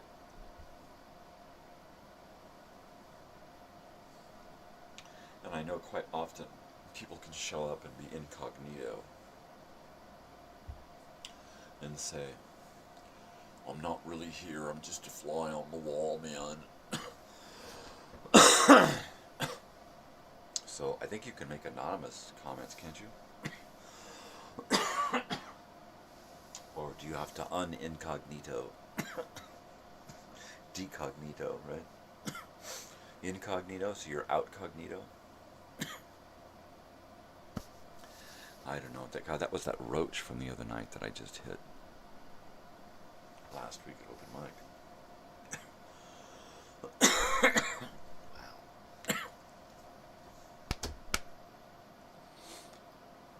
Primo, dude.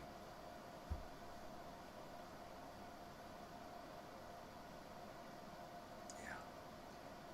Yeah.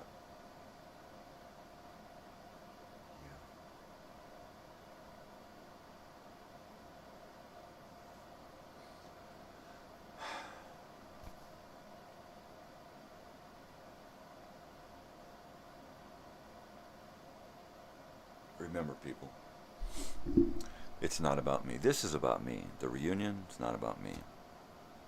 Out in the world is not about me. And not even in this house is it all about me, right? The show, I could say it's all about me. It's about a bunch of other shit, but it's mainly me. It's all of the shit in my life. All of the good stuff, all of the bad stuff. All of the crap. All of the hearts. It's all there. It's all here. It's all right here. Just right here. Wait.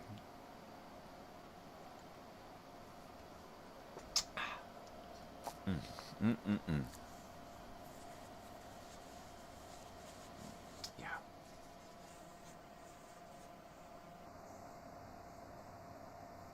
What is that? A fucking aneurysm?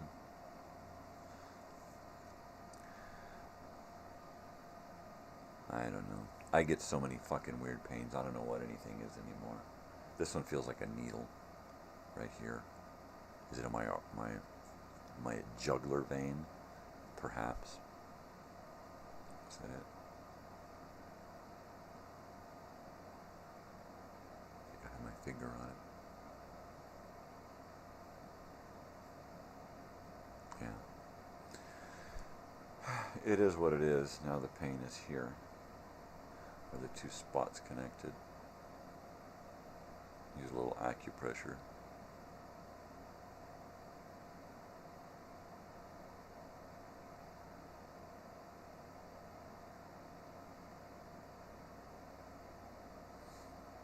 Totally.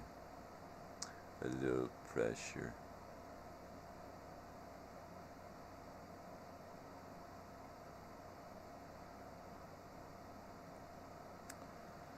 So there's a little corner of the new set here. If we see this there, here we are. This right above me here, this Kennedy tapestry is got both Kennedys on it, Robert and John Kennedy, and the Statue of Liberty.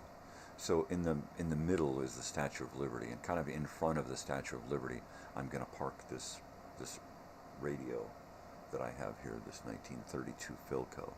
So I'm going to park it there as it is now and start refurbishing it and taking pictures of it as I refurbish it in its position, and then try to come up with some way to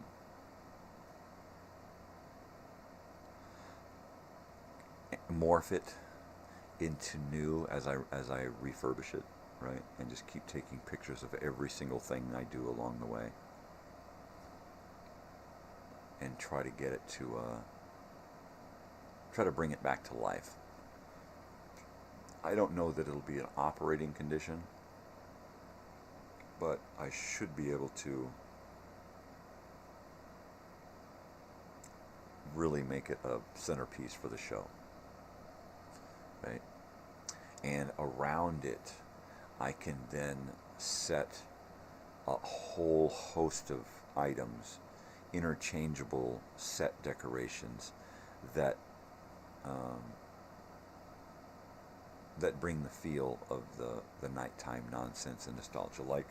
Like these are Anison tablets and Camel cigarettes are two of the sponsors in the commercials that I play, right? So I'll hopefully be able to come up with more vintage items to put on the set that harken to those old commercials, right? Things that draw you into the past, you know. And like I said, they'll be interchangeable, so I can have places where things are changing. A photograph changes. This was a frame here last time, and now it's the Simon game, or a Rubik's Cube, or, you know, what have you. What have you. You know, $100 Monopoly bill and the Monopoly piece and a dice, you know, set off. Because that was, you know, fun. A Mealborn card. Things that say something about the past, my past, our past. Elsinore Casino poker chips. Sahara Dunes Casino poker chips from Elsinore. Actual 1980s poker chips. Yes, I have a whole host of so many vintage products.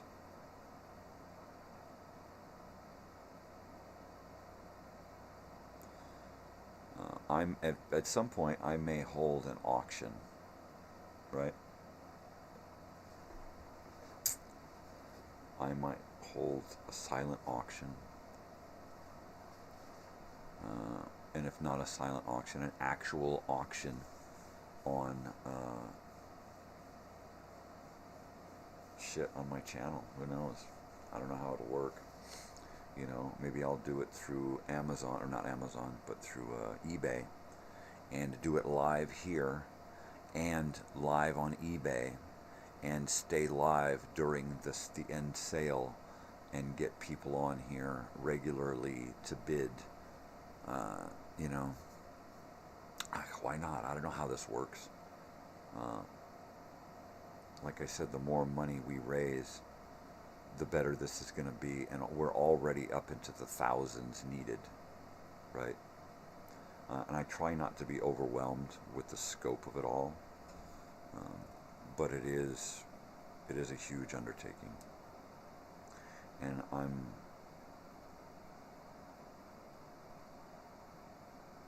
I know I can pull it off, right? I'm still kind of skeptical about how many people will really truly want to show up, right? And it's going to be determined by people who buy shirts.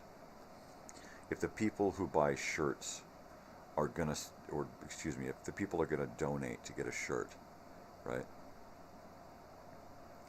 Then they're serious, right? Because they're going to have to donate a specific amount in order to make the production of the shirt, the shipping of the shirt, balance out with the donation needed from the creation of the shirt, right? So it should wind up being around $100 donation to get a shirt, right? And I was initially thinking that the price of the shirts were going to be, or the price of the donation for the shirts were going to be about $50, right? And then I thought, you know what, that's not going to be enough.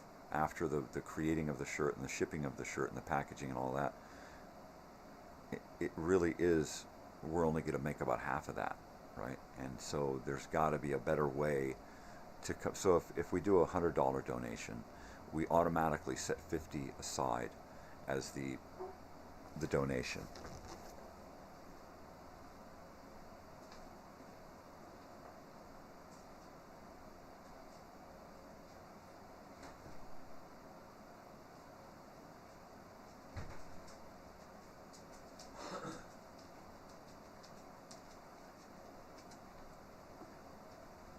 And then after the $50 is set aside for the donation, the remaining balance will be to pay for that shirt and the shipping and packaging of that shirt, and whatever other literature or media or stuff goes with it. And then the remaining balance will be put into more production, right? So either more shirts, or we're probably going to move into other types of merchandise, right? I don't think it's going to stay with strictly shirts. I would love to get a poster designed so that there's a poster for it. Something with the 3 days and the entertainment and the tours and the events and all of the fun and all of that kind of in 3 columns of what's happening, and then just a lot of art and graphics and color, something that really people want to put on their wall in a frame. My daughter, she's got all of her concert posters in frames on her wall. She gets the new one last night. She's like, where am I going to put this? Well, we're just going to have to rearrange your room. You only got a couple of walls to put these things on. We're looking up at the ceilings going, yeah, a lot of double-sided tape, and we could really get a lot up there. Right? Man. So, merchandise is going to be kind of iffy. It's going to hinder on how many people are really determined to get involved, right? I don't want to just go to like a crowdsourcing like GoFundMe. I don't want to just go there and say, give me money. I would rather, because it's possible, and it's quite probable that we at some point will use crowdsourcing to help for some portion of the event. We got this much balance, donate here. Let us know that you're donating and how much you're donating so that we know if you're going to get a shirt or not.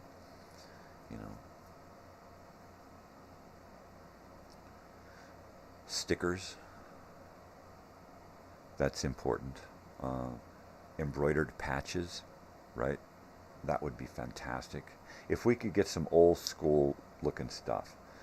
I'd like to get some shirts reproduced that haven't been seen in 40, 45 years, right? I mean, some really, really classic t-shirts on some really good quality t-shirt material, right? What, Gildan? Is that what? Gildan or Gildan? I don't know how to pronounce that shit. But that seems like a pretty good shirt, I try to stay away from like undershirts like Hanes, because they go thin after a while. I'm a t-shirt guy. I've got almost 100 t-shirts, right? Quality and not so great quality. But most of them are high quality t-shirts. And I know t-shirts, so I will be very diligent about making some high quality t-shirts for everyone. Yeah, it's going to be a lot of fun. Man.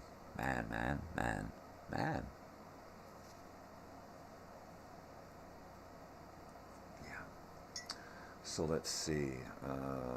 Next week we'll get back into some Minecrafting, right? Maybe even this weekend. I don't know. That is nasty. I gotta heat that up. It's not gonna get much better, but at least it'll be hot. Maybe it'll burn my tongue.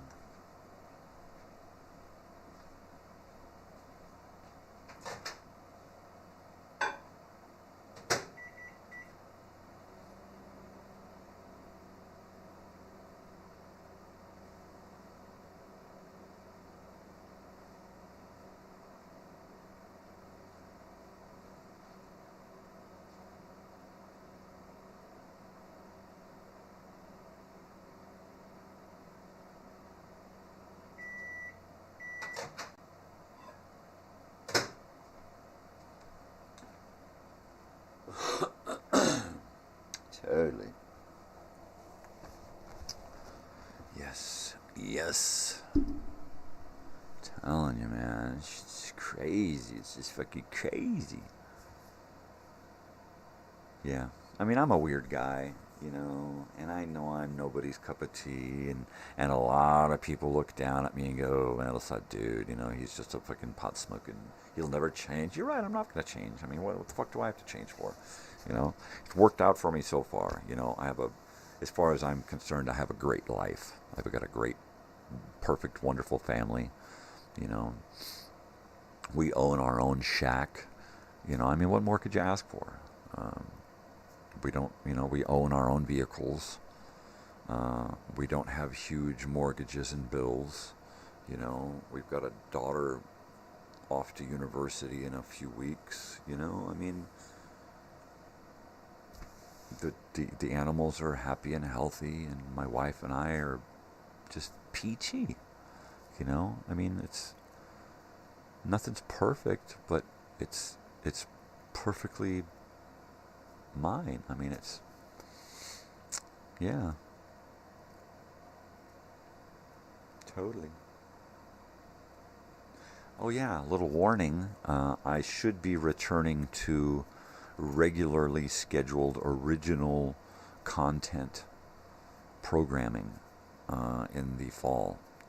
Probably in October, I will be bringing you as much shared content, borrowed content as possible. But I also have the urge building to start creating again. I don't, you know, I go through phases, and the last few months I just have been like, I don't feel like making videos. I don't feel like doing this or that. I like making the little snippets and the openings and putting things together. But for the most part, I haven't really felt like creating original videos. And I'm starting to feel that urge again. You know, like I need to start digging through files and probably start off with some music videos, right? Grab some footage from a concert and try to manipulate a good video out of it, because it's just a one camera shot. So I've got to zoom into the stage and then zoom into the screen and then do a full shot and dance around, and that's the best I can do with that. But it gets me creatively, it kind of gets me pumped up, and technically it makes me think, you know, on how to create a video from this. And then I've got my own stuff that I want to turn into a music video, right? So I need to get into that. I need to get to the drive-in. I need to get to a theater. And I need to get some photographs and video, some more elements. Yeah.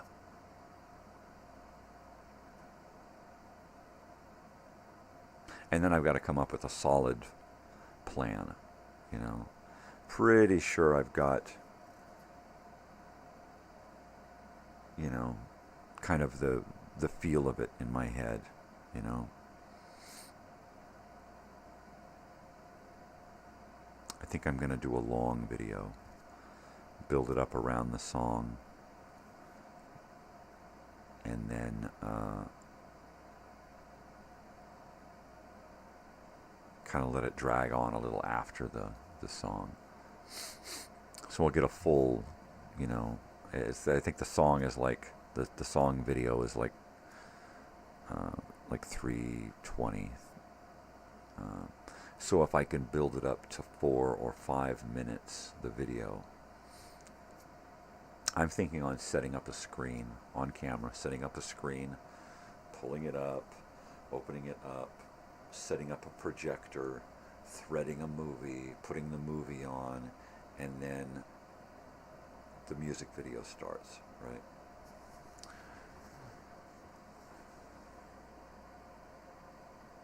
And then at the end, the screen goes black and then white, and then you hear the of the film just spinning, right? And slapping, spinning and slapping. And ticking.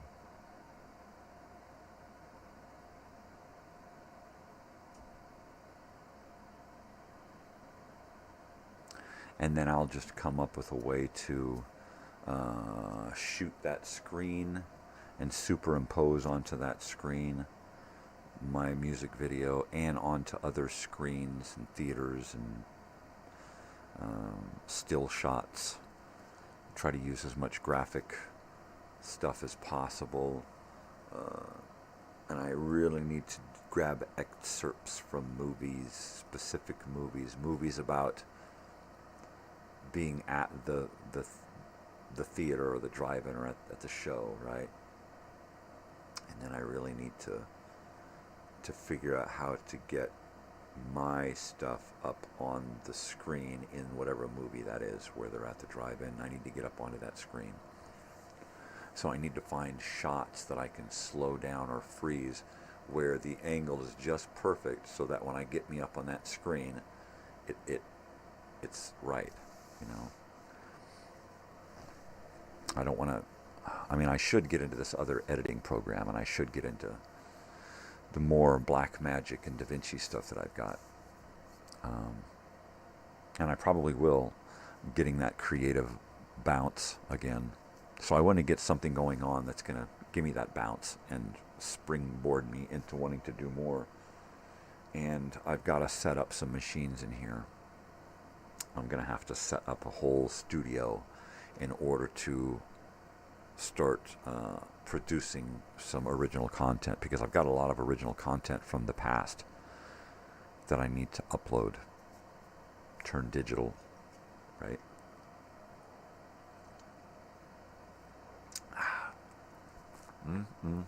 That is nasty. Nasty. Going out, and we're going to get some creamer. It'll wake you up by the horrible taste. Yeah. I need to get some regular, if I could have added some regular creamer to that coffee, non-dairy creamer, powdered, and then a little squirt of chocolate, I think that would have done me. That chocolate powdered cream stuff is just, oh. It used to be okay, but my taste is constantly changing now. So I can't use to anything anymore. Right? Right? Like, oh my God. Oh my God. Oh my God. OMGOT. Yeah. So excited. So excited. I wonder who I'm going to talk to this weekend, right? Who else is going to come? Probably people I've been giving phone numbers out, right? Why'd you give them my phone number? I don't want to come to your damn party. It's not my party. It's your party. It's everyone's party. I'm just trying to pull it off so I can see a few people. If I'm giving out your number to somebody, it's because I want you to be there, and I know that I'm not going to be able to talk you into it. So, come on down. Come on down to SoCal. You know, leave your inhibitions behind, and leave your old baggage back. Bring your new baggage. Leave your old baggage. We don't need any old crap. We don't need you showing up to California going, I hate the freeways and this place sucks and I hate the governor and all of that. You know what? Leave all your politics at home too. We don't need that. If you want to show up for the right reasons. You know, don't show up and then start complaining about, you know, how you have to pay more for gas. You know, boo-hoo. You know, that's why you moved. Great. Go home when you're done and you don't have to worry about it. You know, if you want to come for the right reasons. Don't come to be an annoyance. Don't come for your political reasons. Don't come to try to talk people into something. You know, don't come to sell a fucking timeshare or to get people to join your cult or your religion or your political party or whatever, you know. That's not what it's for. And it's not to argue with people over something that happened 50 fucking years ago either. Leave that shit at home too. Make a contact with somebody that you want to fucking get down on, and then deal with it later. You know, a month later you can call them up and then give them hell. You know, where's that fucking money you owe me? fine, do that, but don't do it on this time. You know, you go there and you can take your fucking names or whatever, if that's your beef, if that's your bag, but don't bring it there. No, you'll just be told to leave. You know, you'll get refunded and you'll be told to fucking leave. You know, and you know what? Yeah, fuck that. You won't even fucking be refunded. You break the rules, you're fucking out of here. You screwed up, not me. Why should I? Why should the event have to suffer, right? Don't show up and get drunk because you'll be told to leave. Go back to your camp and sleep it off. We'll see you at breakfast. Plenty of hot coffee. If you want to show up and, leave your fucking beer bongs and your Coke spoons and your heroin needles and whatever else you want. Leave that shit at home. And your political affiliations and your hardcore stern whatever. Just leave it at home. Just try to accept that everybody here is going to be different and from a different walk of life and has gone to a different place than you or I. And just accept it. We're all going to be different. Ain't nothing the same, ain't nothing going to be the same. So don't think that it's going to be. And don't think that everybody is going to be the same as you or want to be the same as you, right? And that's cool.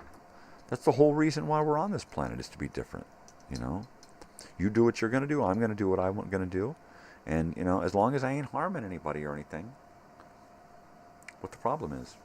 As long as you're doing the same, what the problem is.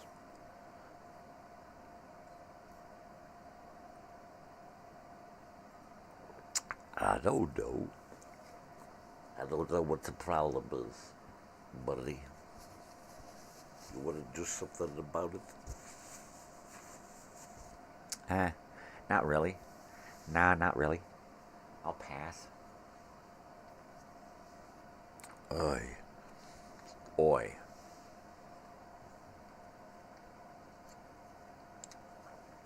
Yeah.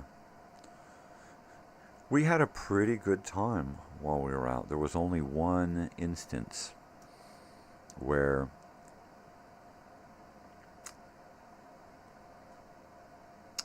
I don't know how to describe it.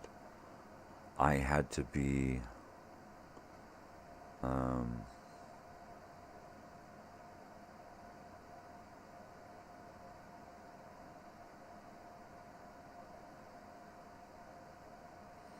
don't know.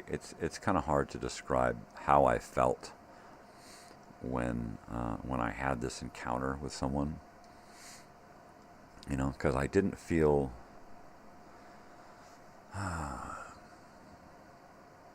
I wasn't afraid.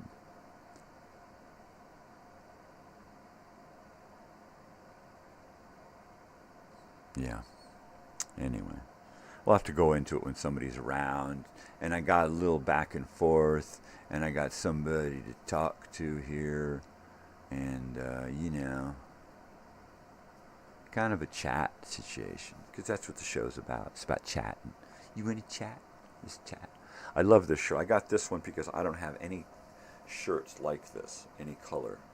And I like to put a little rainbow in my shirt collection. Half of my shirts are black. It's just the way it is. And then I've got a handful or two of white ones, and then varying other colors, blues and greens and yellows and reds and stuff. But I don't have anyone like this. This is kind of a salmon orange. It's not really orange. It's more of a pink. On camera, it might look orange.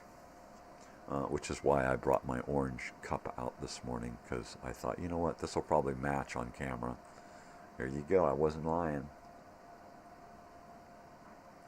Of course, that coffee matches nothing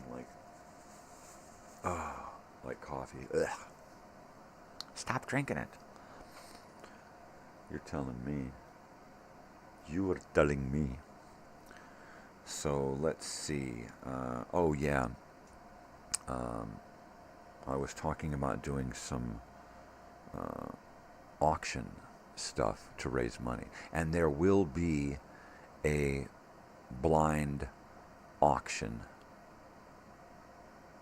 at the or not one of those blind, one of those sign-in, like they do at the library, right? It's like, okay, here's this item, here's the starting price. How much would you pay for this, right? It's one of a kind. You know, like an event T-shirt signed by the people who put the thing on, right? Well, me, of course. Some of the things will be one of a kind, right? And it'll be displayed throughout the weekend, and then at some point, the auction will be over, and the winner will have to then pay for the privilege of taking that vintage item home. And my hope is that I will be able to do enough sales during the event to help support the next event. You know, look, we left this event with a surplus amount of money that is here. Now, if we take that and double it for the next event, we can actually have something bigger, right? Have more live music, have more event stuff planned, have better food if that was the issue for the first time. I mean, whatever the change needs to be, how to increase it and make it better, right? And if it can be set up so that it then is its own entity, right? Why not? Why the hell not?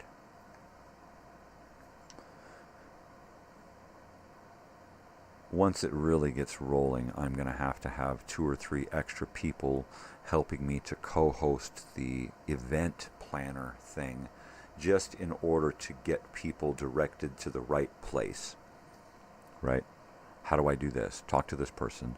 They're setting up this portion of the event. They're taking the names. They're setting up the schedule. Whatever the deal is, they're taking the money. Talk to them. Who's doing the menu? You know, who's doing this? Who's doing the camping? Who's doing the parking and the tickets and the camping and all? You know, it's all going to be taken care of right down the line.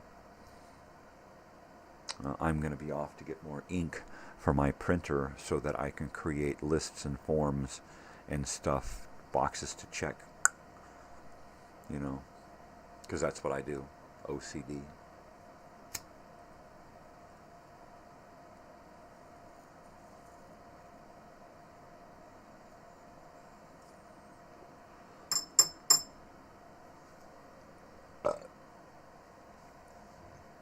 Totally.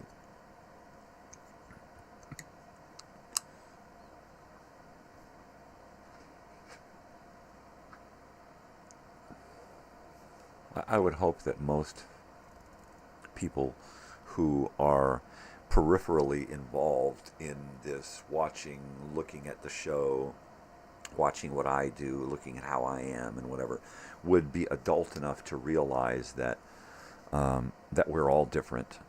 And no matter how I may seem to them and how much I may offend their delicate sensibilities, once again, it's not about me.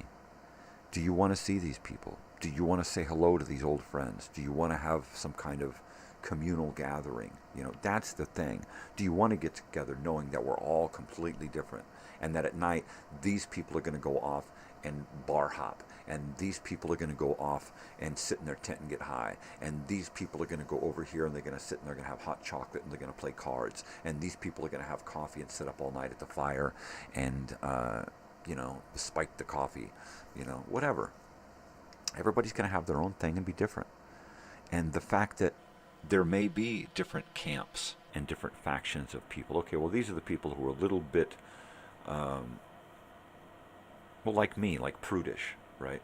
And they're not going to be into the all night. So, well, those people are going to be way over here on this side of the camp, you know.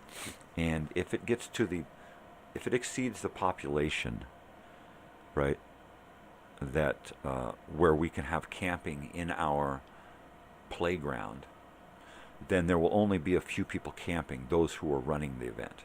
And everything else will just be event. And you'll have to camp somewhere else. Look, there's camping there, and there's camping next door, and there's camping down the road, and there's hotels and motels and Airbnbs. If you want to come to the event, you know, we've already given away this many tickets for donation. So we know that we can't have everybody camp and have the event in the same place. You know, and if that happens, it'll just have to happen that way. Otherwise, it's getting a larger place so that the camping and the venue is all in the same grounds. And that's hard to do on the lake unless we get a private house with a private beach, a large private beach where we can have, you know, camping set up along the exterior perimeter, you know, and the event held within. If we could do that, sure. I mean, people are really into festivals and concerts and stuff. And if we raise enough money, we'll get more entertainment, right? I don't want to raise money for this event and say, okay, we've got enough money, now we're saving up surplus for the next event. I want to take all of the money that we raise for this event and use it on this event, right? Until we get to the end and we're like, okay, we're selling merchandise from this event and we've got nowhere to spend it for this event anymore. That's what's going to become surplus. If we get, you know, if we're on the first night and we've got this huge surplus, I'm on the phone to get more entertainment for the second and third night, right? I'm like, okay, we're doubling up here. And be known that there will be new shirts made if shit gets added. All right, here's these shirts are going to be in high demand because they're going to be the shirts that were made before we knew that we were going to have 2 more acts, right? So that's, you know, that's going to be a thing. This guy's a wackadoo. Yes, I am. Yes, I am. I am caboodle in the noodle. Ha. Yeah, I'm, you know, having too much fun. That's the whole point, you know. When they bury me or cremate me, they're gonna say, "Man, this guy had a lot of fun. Look at the miles on this guy. Sheesh. Look at the smile on that guy's face. It's rigged in. His smile is rigged in. Right? Just a grinning. Totally a grinning. At least I hope. It's my whole point, is just to, you know, make as many connections as I can from the past. And there are a lot of people that I don't know. People that I knew back then, or we were acquaintances or friends or whatever. But how do you really know somebody? I want to get to know people, you know, family, friends, everyone. My brother, my sister. I'd love to get to know my sister, you know, because she doesn't really know me. And I don't really know her. You know, I know one side of my sister, and I know that's not her.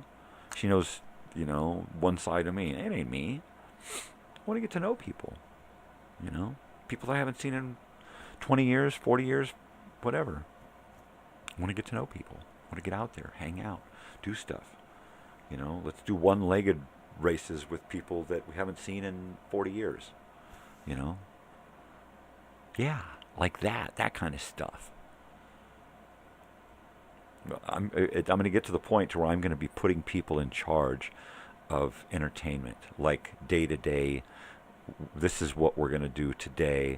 You know, we're going to pass eggs. We're going to have an egg toss. Whatever the fuck it is, you know. Let's get away from the eggs.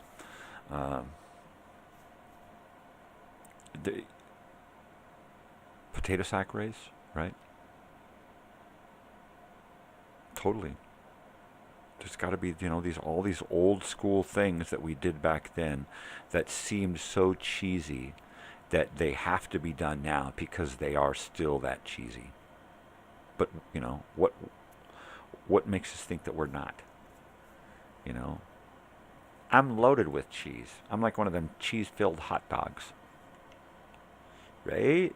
Oh my gosh, no way. Yeah.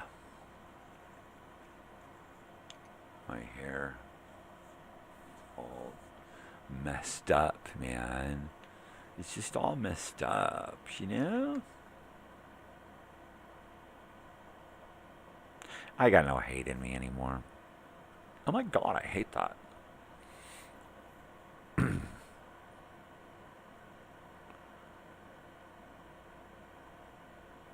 I was thinking back to a message I had with a friend about another friend, and I just made a comment about what I knew about what had happened, and how I felt toward wanting to see that person again, even after what had transpired, and the person I was talking with mentioned that, gosh, they could never do that, and I'm a better man than they are, and it's not like that, it's not like, everybody has their own things and their own choices on how to feel, and sometimes we don't have a choice. We have to feel that way. It's just natural to feel that way because it's unnatural to not, right? And I just thought, well, I always hear about this thing called forgiveness, and how can we expect to be forgiven ourselves if we can't find it within ourselves to forgive others? And I'm like, God, that's the cheesiest, most corniest, fucking real thing. And I don't know. Could I? Can I? I don't know. Do I want to see that person? Yeah. Am I going to be able to forgive that person? No, probably not ever. But do I need some kind of closure? Do I want to look at that person so I can scream into their face? No. It's not my thing, I'm sure other people might do that, given the chance. Would I want people like that to be at the event? Not if their presence is going to disrupt the event or cause other people to not want to be there, right? But that's the thing, is that there are going to be a few people there who are going to have bad history. And what do you do about that? You have to be adult enough to just say, oh well, and look the other way. And if you can't, that's on you. It shouldn't be on them, and it shouldn't be on everyone else to have to deal with your issues, Suck it up, put on your adult pants, and go out there into the world and turn the other fucking cheek. I got to do it. Everybody's got to do it. You do it when you go to work and you have to see that asshole that you don't like. Well, fucking do it here. Because if you bring that shit, you're ejected from the game. Yellow card, douche. Come back tomorrow, dude. When you think you can control yourself, come back tomorrow. We'll still be here. 3 days.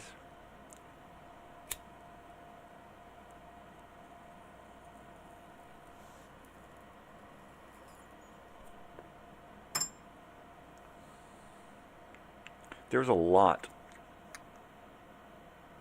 to get everyone involved in a together thing, community food, right? We're going to sit down to breakfast every day, and hopefully if I get my wish, right? Everybody cross your fingers and go boogity boogity. Hey, good morning. What's up, Joey? I'm just sitting here talking about the reunion that's really starting to get real. So, fingers crossed that every morning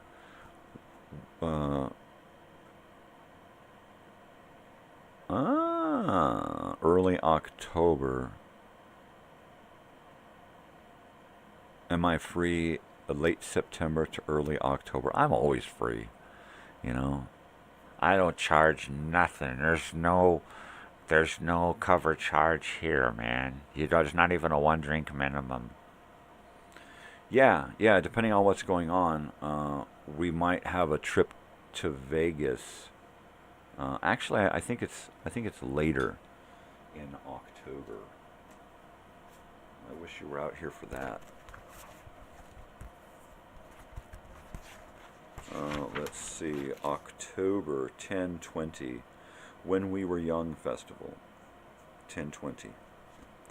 So that should be fun. Yeah, man. So have you heard about the When We Were Young Festival?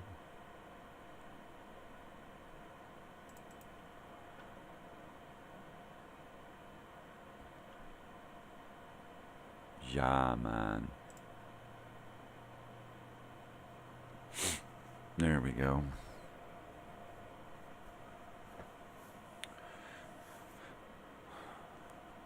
So that should be fun. We just got back from Vegas yesterday.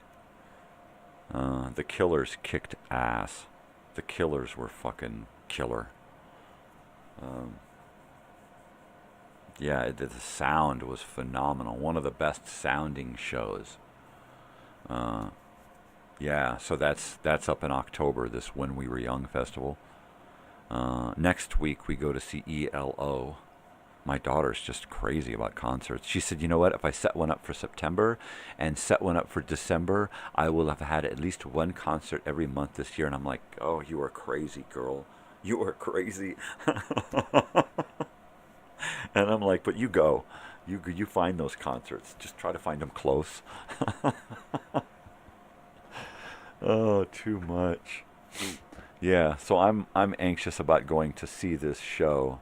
My Chemical Romance, Fall Out Boy, Jimmy Eats World, Taking Back Sunday, Pierce the Veil, The Used, the All American Rejects.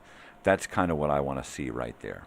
That's my wheelhouse right there. Everything else, I could probably go, but I really want to see those, those 6 or 8 acts there. Yeah. So that should be a whole lot of fun. I'm going to have to get a cane with a chair on it so that when my body gives out, I can just sit down, because it's a standing festival, right? So I can just say, oh, kids, okay, right, I'm going to be over there up against that wall over there on my stool, sitting down for a little while, make sure the kids don't put makeup on my face. Hey, check out Grandpa, man. Woohoo, he's a partier. Yeah, Sonny, how's it going, kids? So yeah, we're shopping for those really Gucci earplugs, and a good cane with a stool on it, right? A nice padded stool, and then I don't know what's going to be up with water. I think we'll be able to bring in water bottles, but we'll have to fill them in there, maybe. So we'll have to get our own little water things and then go to the water fountains and just suffer with radioactive water, right? Because it's Nevada. So that should be a lot of fun. All right. So let me know when you're ready to hear a story about my encounter at In-N-Out, right? Because I've been holding on to this story all morning. So let me know when you're ready. I'm going to do a hit here. Yeah. Okay. But yeah, this used show thing, or not used show, but this whole When We Were Young thing, it's a bit out of my league as far as music and festival stuff, right? Because I'm not a festival guy. Hey Joe, you like my t-shirt? Killers. Yeah, doing a little residency there at Caesars. Pretty cool stuff. Very cool stage. Very cool set. Everything just was beautiful.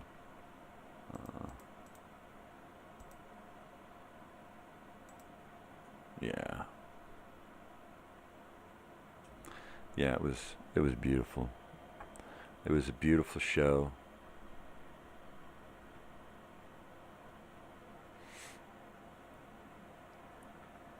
Just a great lights, great set.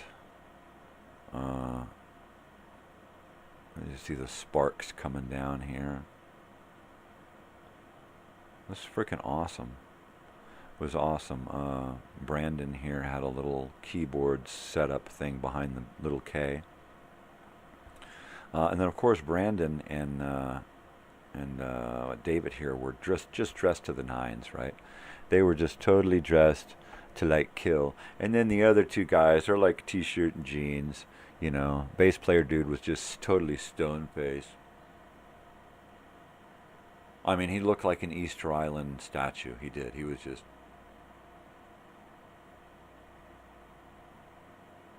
had no expression.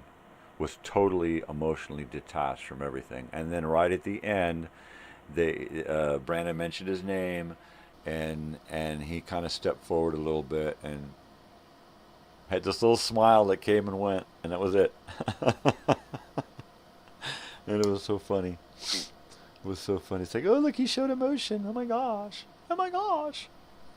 Totally wicked. Yeah. Cool stuff. I mean, what a show. We didn't know what to expect. We'd never been to Caesars at the Coliseum before. It was weird shape. Outside it's round. Inside it's kind of oblong, like an ear. You know? And kind of weird shaped. And then the tiers are stacked right over each other, two of them. And but the chairs are comfortable. There's not much leg room. You can't really pass by. So we got lucky. We were in the middle. We were like right in the middle. She picks out the best seats. We were like right in the middle. I mean, look at this picture. You know, look at that.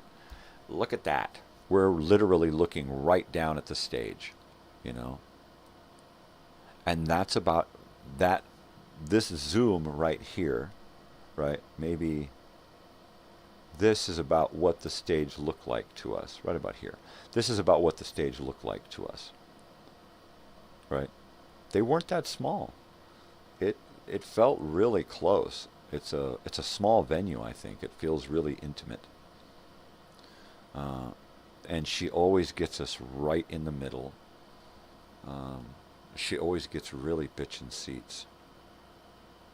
And if we're like in the forum and we're really far away, if we're in the middle, she'll get us on the side, like at the right angle, so we see the stage perfectly, but we're not too far off, you know, so that we don't see anything. Yeah, she's really good at doing concerts. She's a veteran. She's got like 20 concerts under her belt in the last couple of years. Seriously. I mean, so many concerts. 2, 3, 4, 5, 6, 7, 8, 9, 10, 11, 12, 13, 14, 15, 16, 17, 18, 19, 20, 21, 22, 23, and then we got 24 and 25 coming up. I mean, come on, girl. You go. Woo-wee. My daughter is a concert maniac, right? All right, so when you got your coffee or your what do you call that stuff? Your Jabongo juice there. And when you're ready to sit, I'll tell you the story of In-N-Out and what happened after the show, getting cheeseburgers. Because going to In-N-Out is our normal ritual.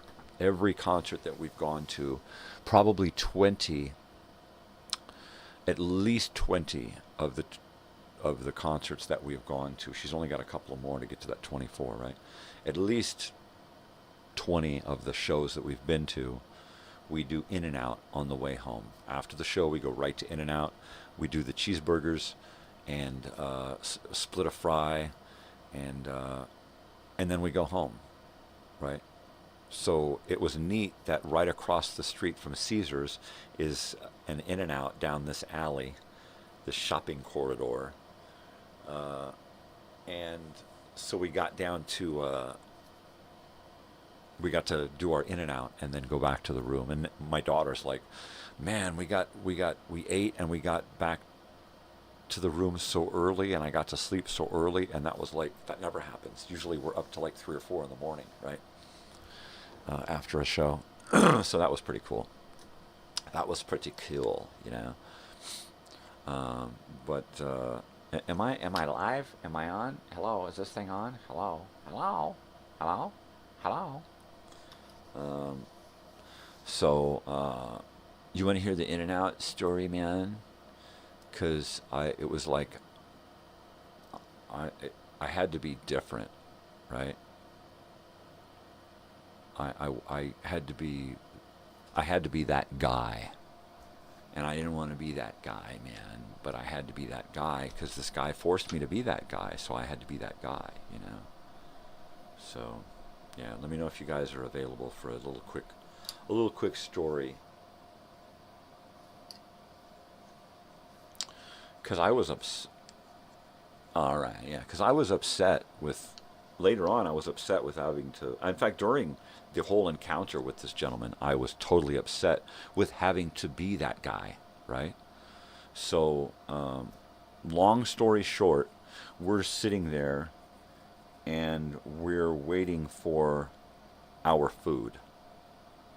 And we're waiting, and we sit down at a table where there's a couple at another table, another one of those little booth chair, single person table things, right? So they're sitting there, and the guy's sitting there talking to his female companion, and he gets on his phone.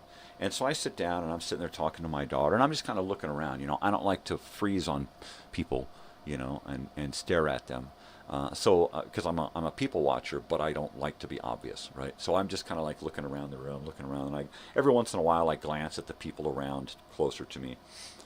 And I notice that this guy gets on his phone, and he just looks right into my eyes, right? And I thought, well, that's kind of weird. So I glanced back at him, and he's still looking right into my eyes. So I look back at him into his eyes and give him a little eyebrow, and his face does not change at all. He just looks right into my eyes on the phone talking. And I'm like, all right, this is weird. All right, this is fucking weird. And it's creeped me out immediately. And I'm like, okay. And I turned to my daughter, and I said, you know what, this guy, he needs to stop looking at me, you know. And then he looked at me again, and he looked at me, and he just stared at me. And looked right into my eyes and stared at me, and then looked at me up. And then I'm okay when people kind of look at you and look up and down and check you out and make a little eye contact, and then that's that, right? And this wasn't that. This guy stared at me, stared into my eyes, stared at me, stared at my daughter, stared into his eyes. And she was unaware of what's going on, but I saw him looking, and I said, you know what? This dude needs to knock it the fuck off. Stare at me one more motherfucking time. And I said this loud enough for him to hear. He was oblivious to anything outside of his own fucking world, right? He was looking right at me when I said this, and he was totally oblivious, right, to me saying, stare at me one more fucking time, motherfucker. And then he did.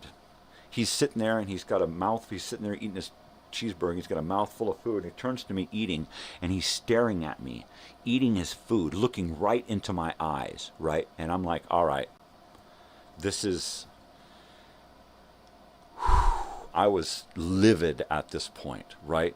And I didn't want to have to be, right? But I was like, all right, you have to be that asshole, alpha male, assertive guy, whether you like it or not. Because this guy keeps fucking staring right into my fucking eyes, burning into the back of my head, right? And I was pissed at this point. Finally, he looked right into my eyes, and I looked right into his eyes, and he stared at me, open mouth, eating his cheeseburger, staring right into my eyes, and I said, hey, do you know me? And he went, oh, I'm sorry. And I said, yeah, you need to quit fucking staring at me, dude, because you are starting to fucking bug me, dude. And I said this loud enough that everybody within 25 feet heard me tell this guy, you better stop fucking looking at me, dude. I'm fucking serious. And you stare at my daughter one more fucking time, and you're going to have a fucking problem bigger than mine. And he just said, okay, I'm sorry. I'm sorry. And he turned around, and he was done, right? The lady that he was with turned red and stared back at her food, right? There were two ladies on the other side of him that I don't know whether they were together. Or I don't think they were.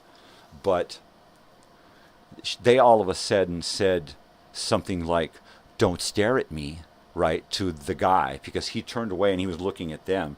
And they went, ha, ha, ha, don't stare at me, to him. And I said, don't fucking mock me. Don't fucking do it.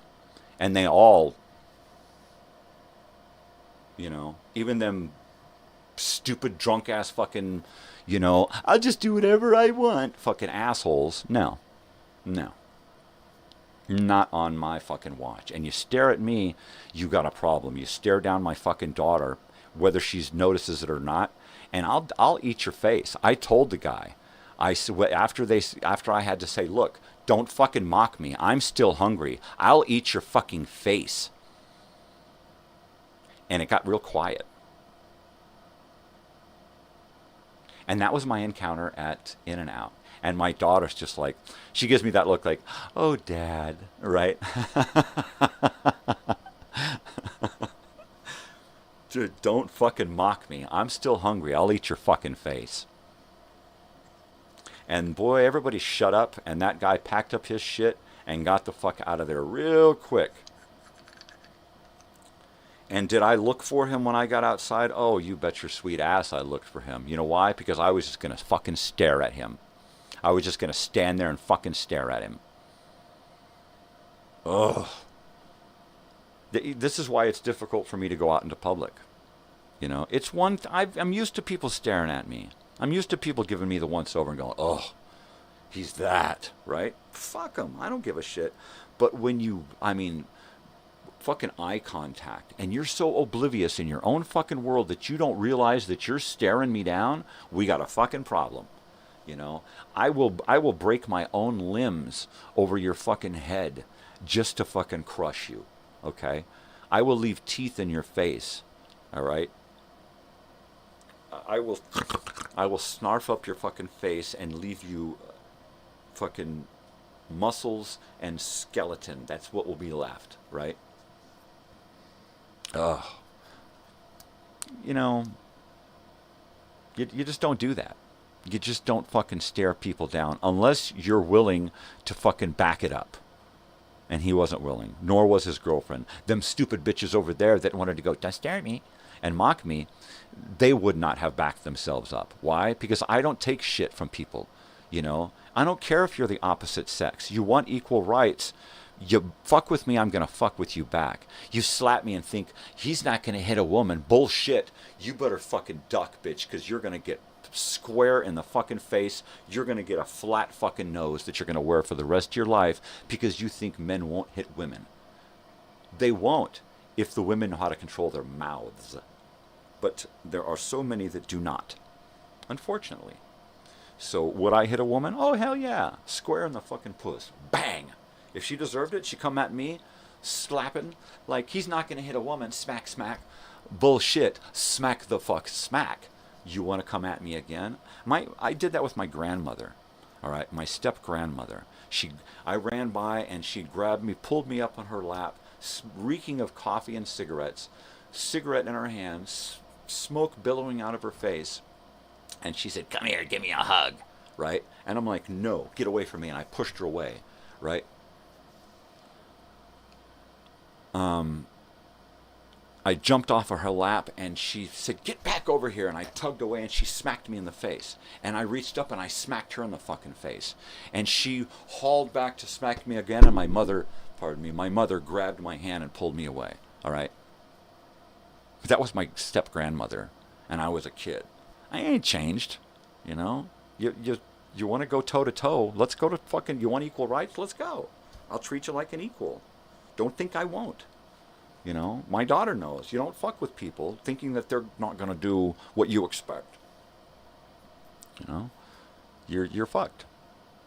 If you think you can get away with that shit at all, ever, in my presence, you know.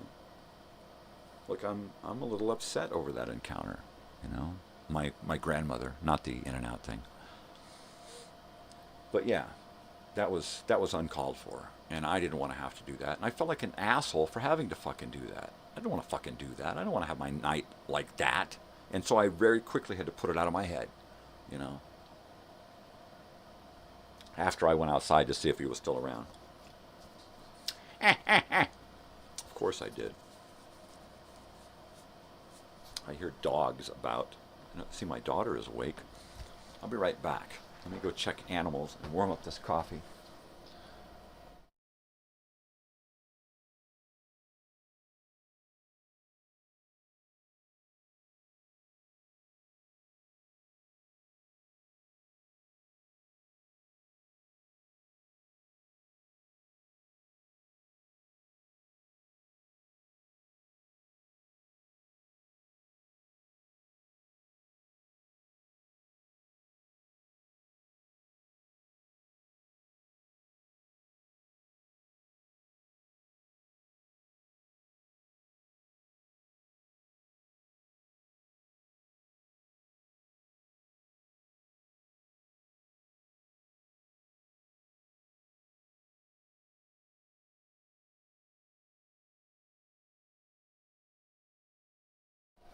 Oh, yeah.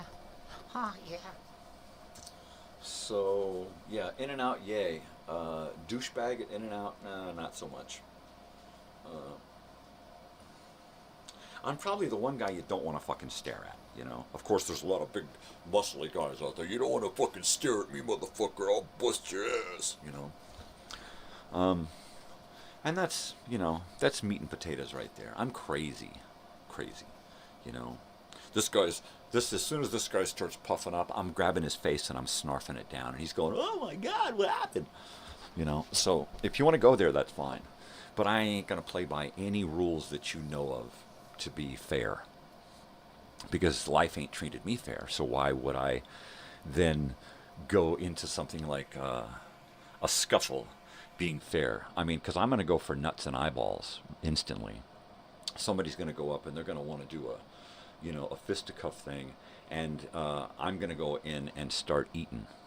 You know, I'm going to grab an eyeball and suck it down, pull off an ear, start chewing on it. And if you want to do this while I'm chewing on parts of you, you know, while you're trying to do this, go for it, you know, because that's the way I play. You know, I do not play fair. Life ain't treated me fair. Why would I play fair? You know, in a situation like that, you know, where it doesn't pay to play fair at all, ever. That's why I wouldn't gamble in a casino. They ain't playing fair, you know, and they're going to pop you if you don't play fair. Ha, Tootsie Schmutzie. She's not out yet. You have to wait. Tootsie Putzie. Tootsie Putzie. Little weenie dog. Little Cheweener. She's come out.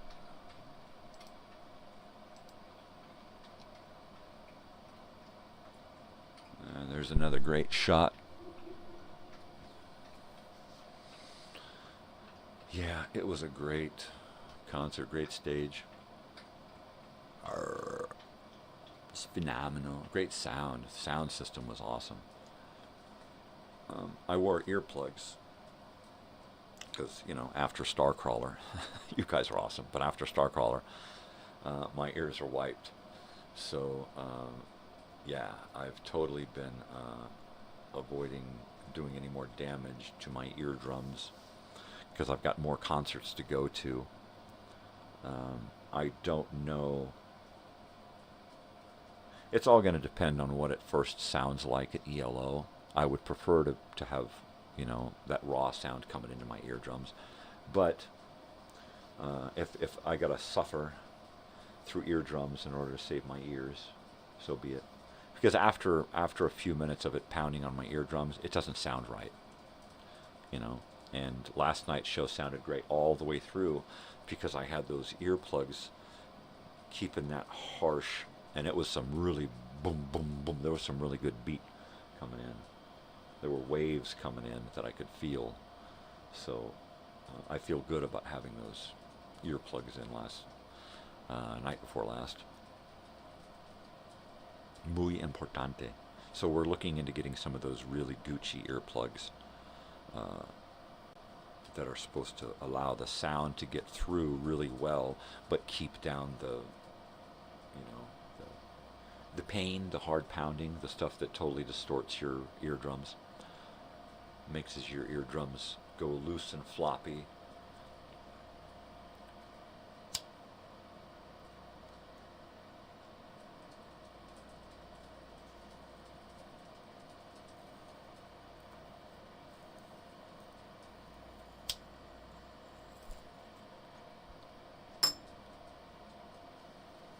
Oh, I know, you have to wait. You have to wait. Natalie's, she'll be out in a second.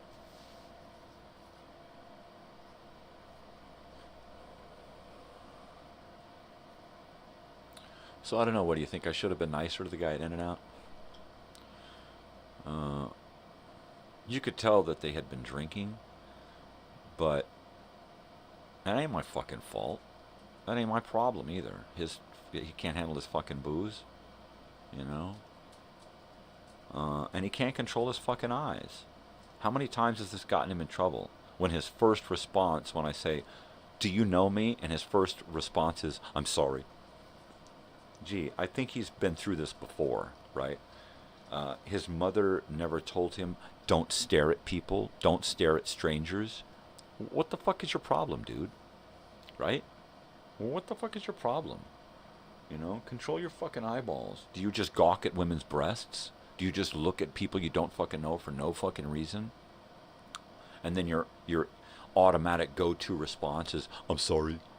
You know? When your automatic go-to response is, "I'm sorry," you need a kick in the fucking ass, right? And you need to get your fucking head out of your ass, and maybe that will dislodge it, that good kick, you know? Come on. If you gotta go through life fucking apologizing, you ain't fucking worth it. Fuck. Where's natural selection, right? Weed these fuckers out. My gosh, they're just here to fucking make money off of. That's all these extra fucking people are. They're just here to profit from. That's the only reason we have so many people on this planet now, is because the profiteers need more people to capitalize on. That's fucking it. These people are just a waste. There's so many fucking people out there who are just a fucking waste of air and resources. And what do they do with that they have to waste? They waste.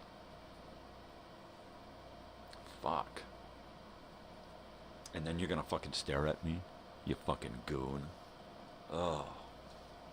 Just go away, right, Sam? You just want to eat them, Sam. Let's eat them. Eat their face.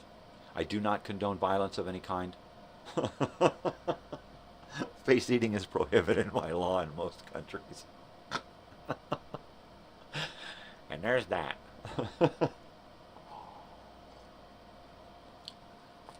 That's the boilerplate non-face eating resolution there. It's an edict I've passed down.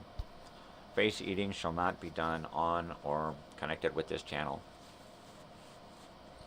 Unless you have fava beans and a nice Chianti. Oh, it kill me. I'm too much. I'm too much. I'm too much for words. I cannot help myself. I had to put a bandage, a Band-Aid on my ring, my wedding ring, right? Because it just falls off my finger now. So I wrapped a little bandage, the sticky part. I cut off the little pad to the bandage, and I wrapped the two little things around a part of my ring to keep it from slipping off that knuckle, because it just wanted to, so I could shake my hand like that, it would just be bing, be gone. When I'm in the shower, I'm afraid it's just going to slide right off. So I tightened it up. I got to get to the mall and have it resized. But what about if I put on a little water weight, then it's too tight? Shut up. Shut up. Shut up. So we ran into well, he kind of ran into us, you know. he's one of those Buddhist monk guys in orange, right? Wearing the orange sheet type stuff. And all of a sudden we're walking down and he comes out of nowhere, right? And we're like, and he walks up and he just opens up a bracelet and goes towards my hand. And I'm like, I know where this is going. This is going to cost me, right? And boy, did it. No. Of course, he puts this thing on, and then he gives me a book, and he has me sign this book. And as I get to the end of signing this book, I notice that there's a price for donations of people who have donated, you know, big amounts. I'm sure he probably filled this out himself to make it look like, boy, he saw me coming, right?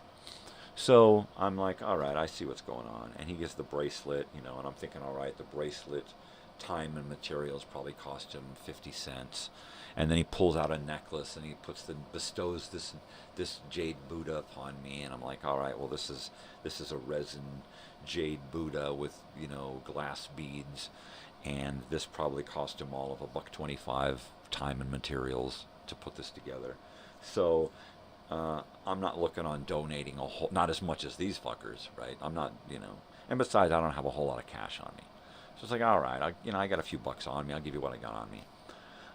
And of course, he's pulling off the, you know, the quiet, you know, guy. And when all I got is this, he's like, he gets that look in his face, like, that's all, you know. I'm like, look, dude, like, yeah, that's it. I got, you know, like $4 left here. And he's like, you know, and he's like, you know, give me that $4. And it's like, all right, okay, sure, you know, I get it. I did the Renaissance Fair, I did street fairs, I did homeless, you know, I did this kind of shit before. I know that he buys bags of this shit wholesale and creates these little things that, you know, are supposed to mean a whole lot.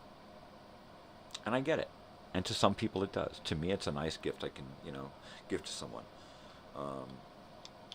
But, you know, don't try to make me think that you're saving my soul by making me fork out a bunch of money for, you know, $1.50's worth of stuff, you know, so that you can go home and buy a 40 and a cannabis stick and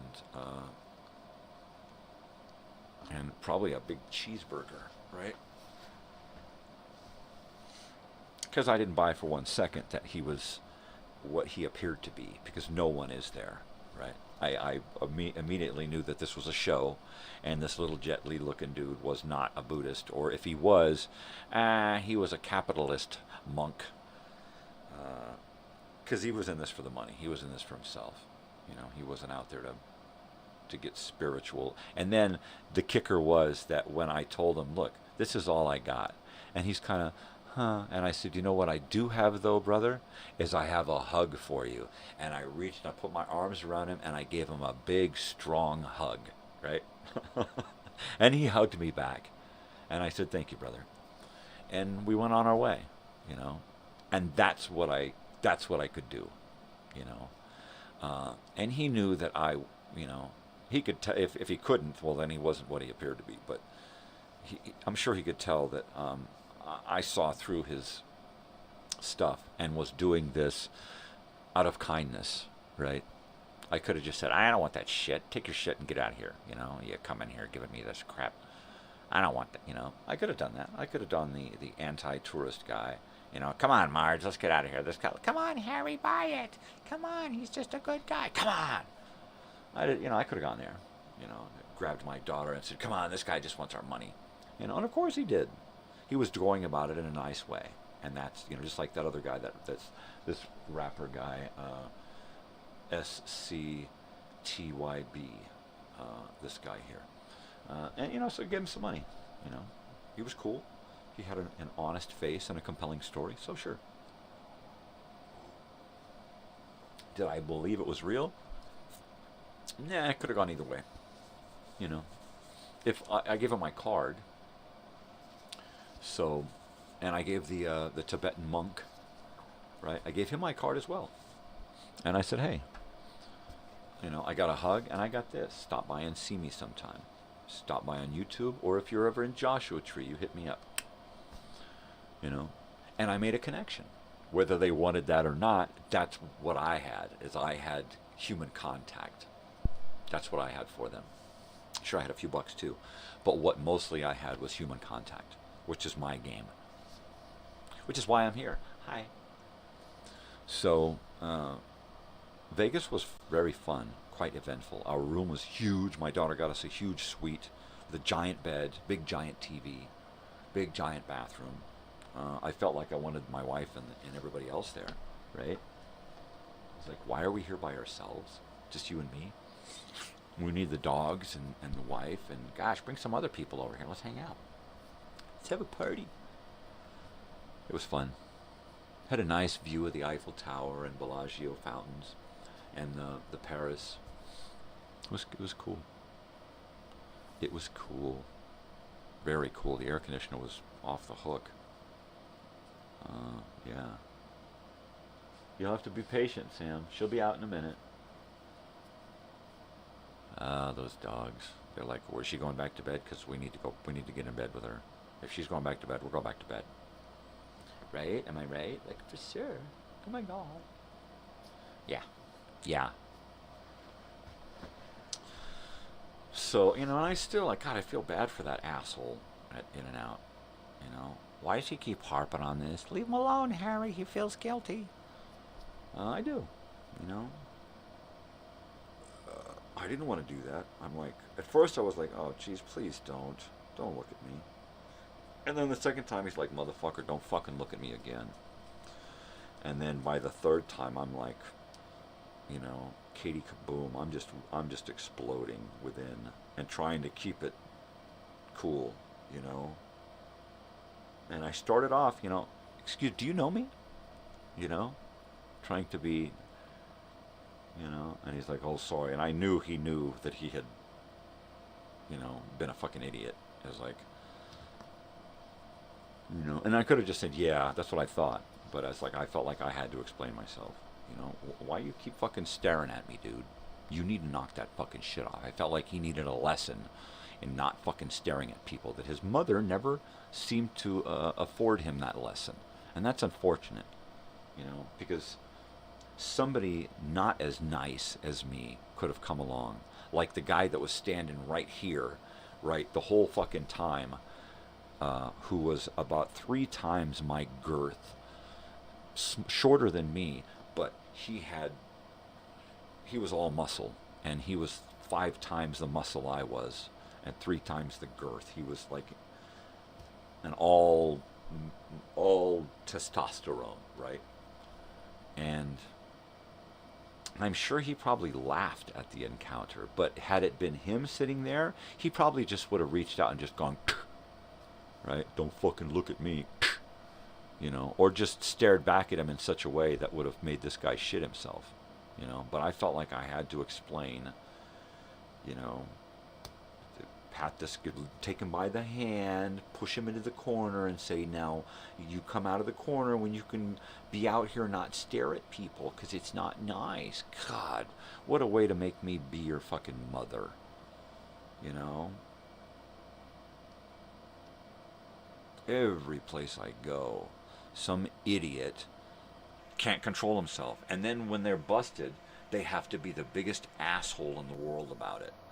How dare you say I can't fucking be an asshole? Fuck you, I'll be a double asshole. It's like, oh, Jesus Christ. Really? You're kidding me. You know? Used to be like, oh, man, fuck, I'm sorry. You know, that's what I do. You know, you're right. I fucked up. I'm sorry. I apologize. I should have been thinking, you know, I wasn't, you know, but do people do that? No, they double down and they come at you with 2 fists. How dare you tell me that I can't shit all over the fucking place and do whatever the fuck I want, right? Wow. Social media, you know, all these cool fucking let's swipe through 1 million asshole videos. Let's become those guys, right? I don't get it. I don't get it for a second. I don't like people like that. I don't hang out with people like that. I like nice, fun people. Every once in a while, I go out into the world and I become that because of somebody else. Some asshole makes me, you know, heckle them while they're doing just horrible, women demeaning, women degrading stand-up, and so now I got to be that guy. Don't force me to be that guy. Hey, don't say that stuff. That ain't nice, you know. And then you keep doing it, and now I got to be that asshole, you know. Don't make me go there. I don't want to be that. You know, what about if that's my last moments on Earth, right? Is being that asshole.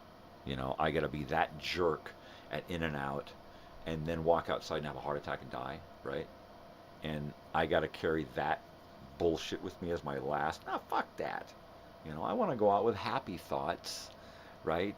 I don't want to be burdened with that bullshit. I try to shake that shit off as quick as I can, you know, and not let it infect my soul.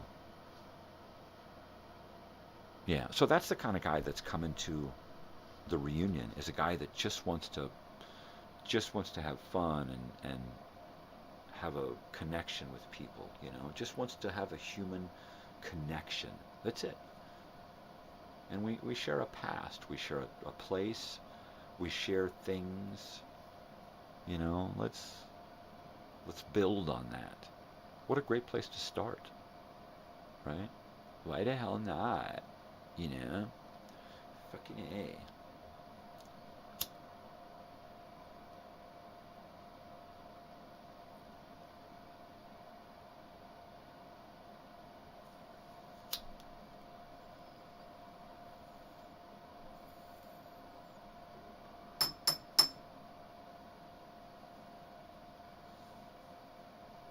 I think for the most part, I probably keep this image, crazy old weird bearded guy image, as a defense mechanism, a disguise, camouflage, something to hide behind so that people don't know that I'm a nice guy. People don't know who or what I am, right? They have a first image of me. And I know humans, I know people. I know that the first image is usually one of, oh my gosh, or one of disgust, or one of distaste, or one of dislike, right? Some kind of diss, right? That's usually what I get from people, is a diss. So I'm used to that, right? I'm totally used to it. It's okay, you know. But you know, don't force me to react. You know, I don't want to be that guy. I don't want to be that guy. I just don't. Have your first image. That's what I want you to have. I want you to look at me and go, oh, he's that guy. And then just ignore me and just think I'm just one of those guys. You know, always a homeless guy. Always a bum. Always an ex-crackhead, or whatever you want to think about me, right? Of course, I'm none of those things that you're going to think about me, except maybe a pothead, right? A hippie pothead would probably be about the most accurate first impression, right? Most people don't go there. Most people go, look at that fucking bum. And that's great. That they don't have anything to do with me at that point, and that's what I want. I want that first impression to be a barrier between us. You stay away from me and I'll stay away from you. I don't want to have anything to do with you, and vice versa, until I know that you're safe, right? That I can do a one-on-one and not feel like, oh man, I wish I'd never had any kind of encounter with this jerk, right? So I keep that disguise, you know. But I can also disarm people really easily by giving them a smile and saying something to them. And that will usually change their opinion completely. You know, oh wow, he's a nice guy.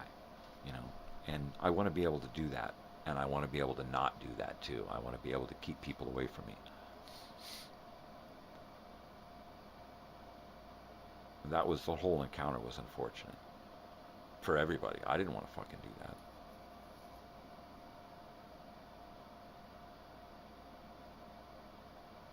Yeah, that stuff's no fun.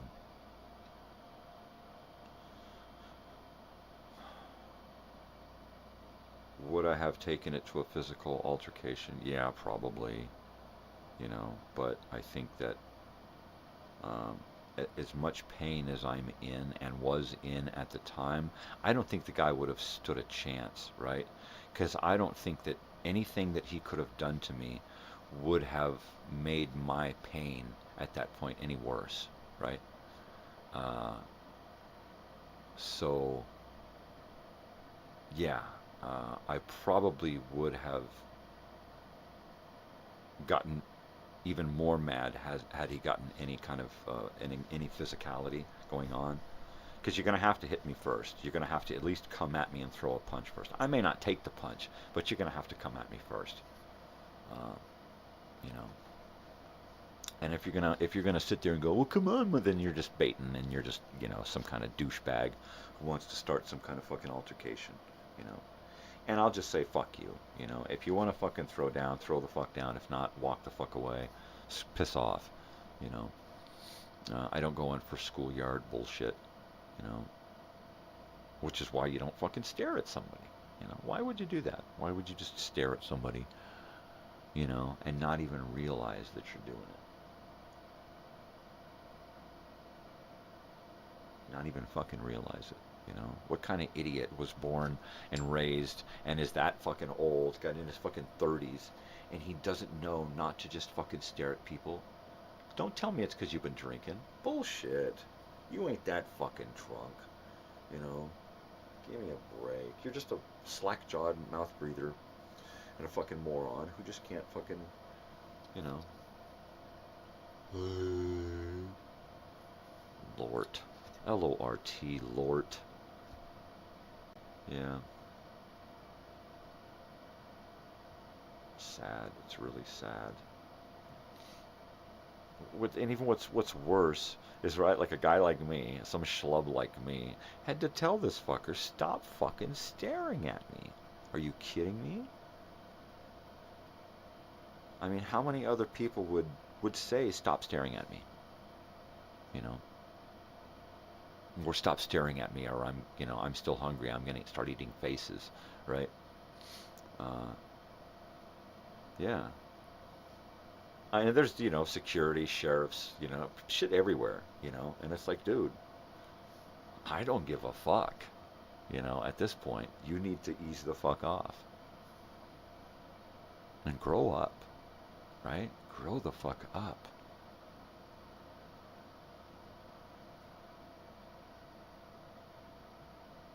Yeah. Fucking Twilight Zone, man. My daughter's like, I'm like, so you want to go out to Blush? She's like, no, it's okay. I'll watch it from the... Don't take Dad out. Somebody might look at him while he's watching Bellagio. You looking at me, motherfucker? I'll eat your face, motherfucker. No, gosh, I'm not like that. Please, no. I'm not that guy. You know, just don't stare at me, please. You know, I've been stared at my whole life. If you want to check me out and look me up and down and go, yeah, what a schlub, that's fine. That's your right.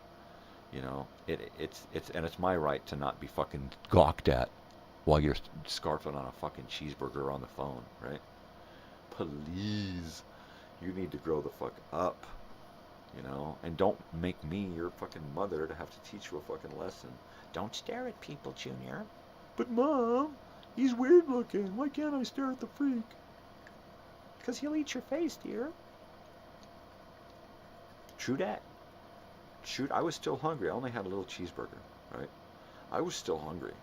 I could have eaten face all fucking night long after that. You know, somebody running down the road with half a face and a tooth sticking out, you know. They met me. Hey, what that guy screaming for? Where'd his nose go? Right? Crunch, crunch. I can do that. I can do that. I mean, you know, we're here for so long, right? If I got to spend the last year or two in a booby hatch, you know, eating the faces off of those dink guards, you know, whatever. So be it, you know. But I'm not going to go out a fucking pussy or somebody that you can just fucking gawk at, you know, and then talk about over cheeseburgers with your female companion. you know. Female companions. Yeah, don't fucking mock me either. Because I'll cause a fucking scene that'll make you look like a fucking asshole.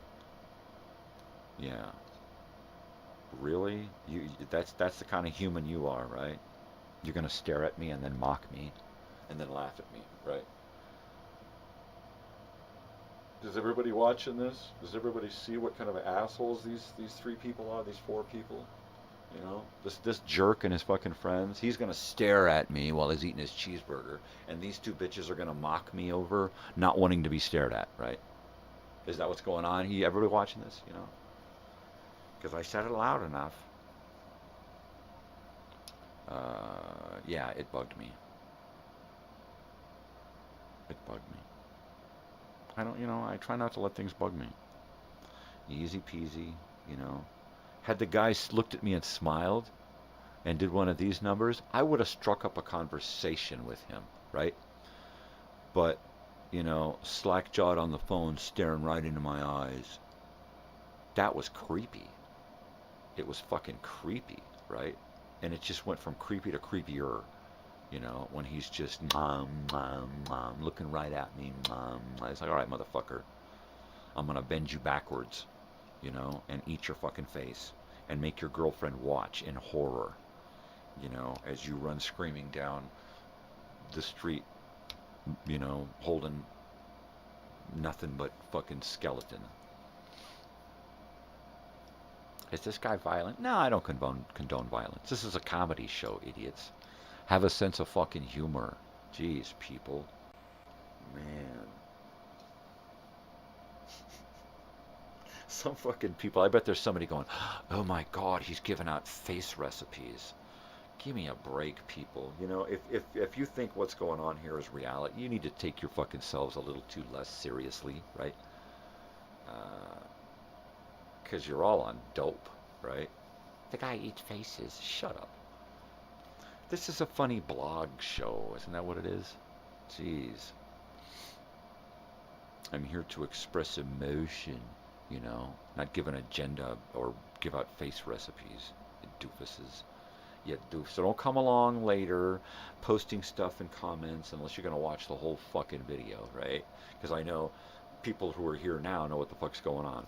People who are going to come by later and watch a piece and go, oh my God, this guy's like crazy, you know, well, then you're the kooks, right? You're the kooks. Then you're taking yourselves too seriously. If you're taking me seriously, you're taking yourselves way too fucking seriously, you know.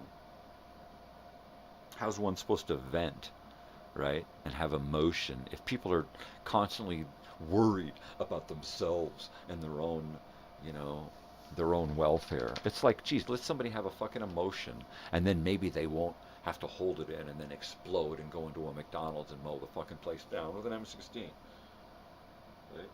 That they probably got while they were in the service. Ba-dum-bum. So don't fucking come around telling me and whining and crying to me about, oh my God, he said these bad things and he hurt my feelings. Grow up. Right, Joey? Tell him to fucking grow up. Jeez. Please. Please. I'm just here to have fun. I got, you know, X amount of time left. I'm just here to have fun. Tickety-tock. That's my motto. Tickety-tock. What are you going to do, huh, Sam? It's just about time to make some breakfast up in this house. I don't know what we're going to do. Crap, I don't think we have anything. Pancakes? Waffles? We got any fruit? I need some fruit. What's today? Today's Friday. No market open today. Farmer's market. I think it's tomorrow, Wednesdays and Saturdays. Farmer's market, that's a great place to go get some fruit. Some real live fruit from the organic farms in our Southern California area. Yeah. Some fruit would be nice. Or like huevos rancheros. with whole beans, avocado, green salsa, chips smothered in greens, chilaquiles, and huevos rancheros, some pico de gallo. Vamos. Let's go out to a restaurant. Let's go out to one of those sit-down restaurants that have a good Mexican breakfast.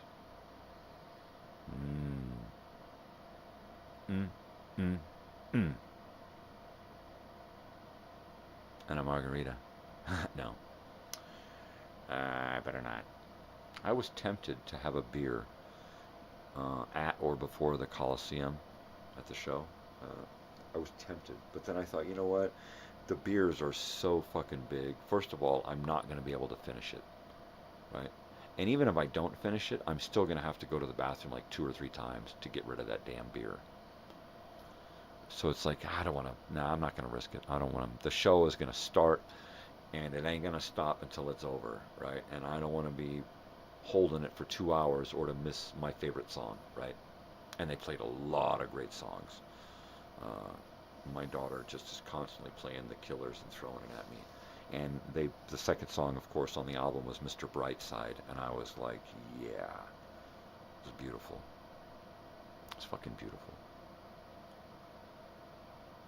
Yeah. It was a great fucking show. I was so fucking jazzed. So I wasn't going to risk it by having to go to the little boys' room. I didn't want to go.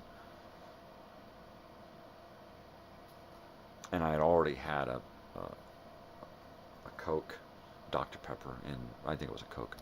No, it was a Dr. Pepper. All I could find was Dr. Pepper until we got to In-N-Out. So I had that and some pizza. So it was like I was pushing it then. But it was pretty good. I went to the bathroom like twice before the show and once after. So I made it. Yay. Woohoo. Great shirt. Great shirts. My daughter got 2 shirts. She got the one with the dates on the back. That was cool.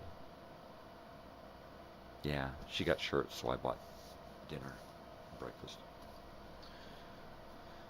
Yeah.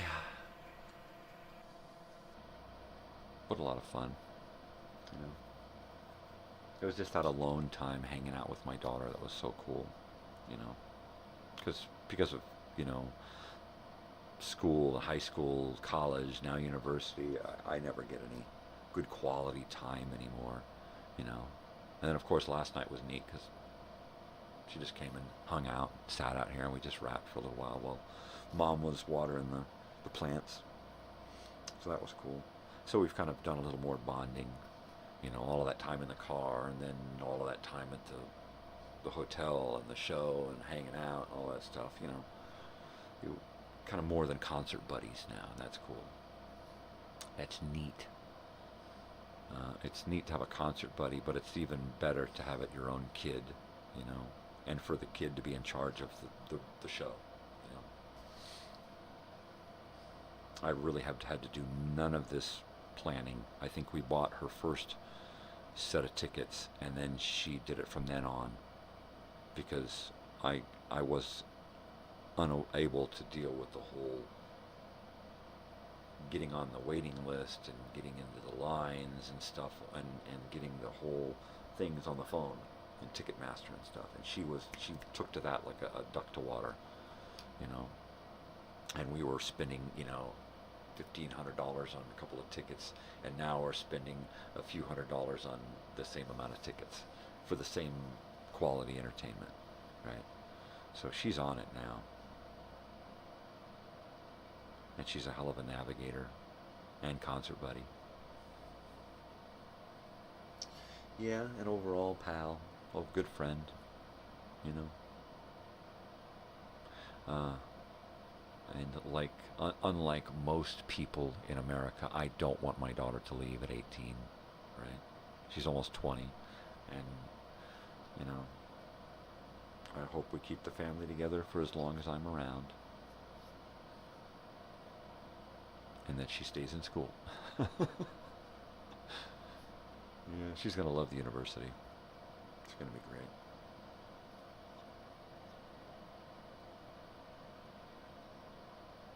think once she finds out how much she's appreciated there, by how much she puts into her schoolwork, you know, it's gonna pay off socially and internally, you know, because we're kind of introverts, she and I.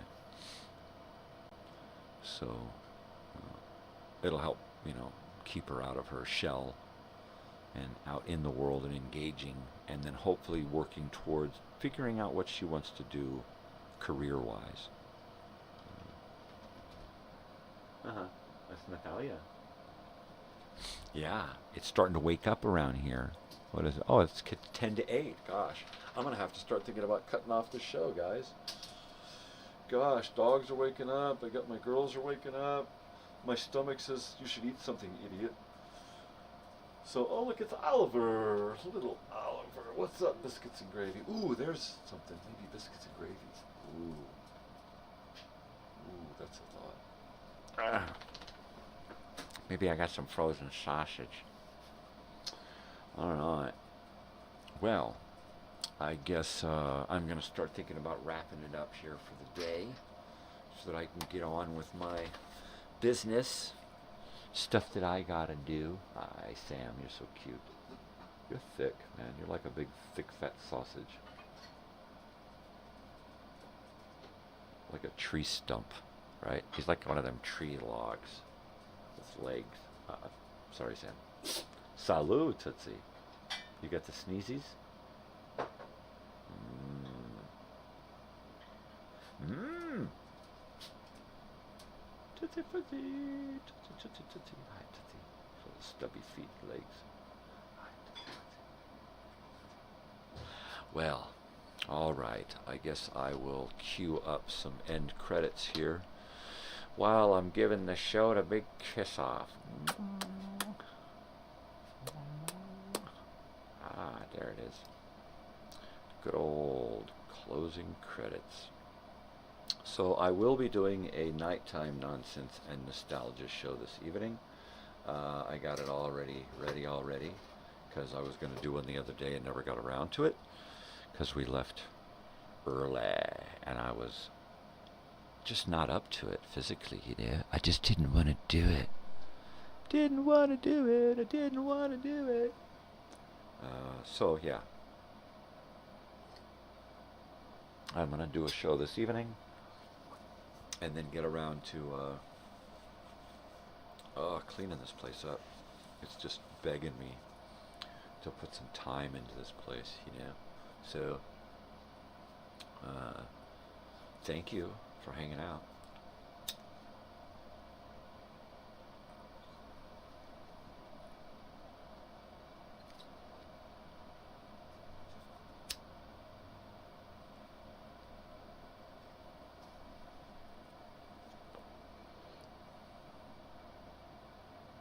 Well, that's a little bit clogged.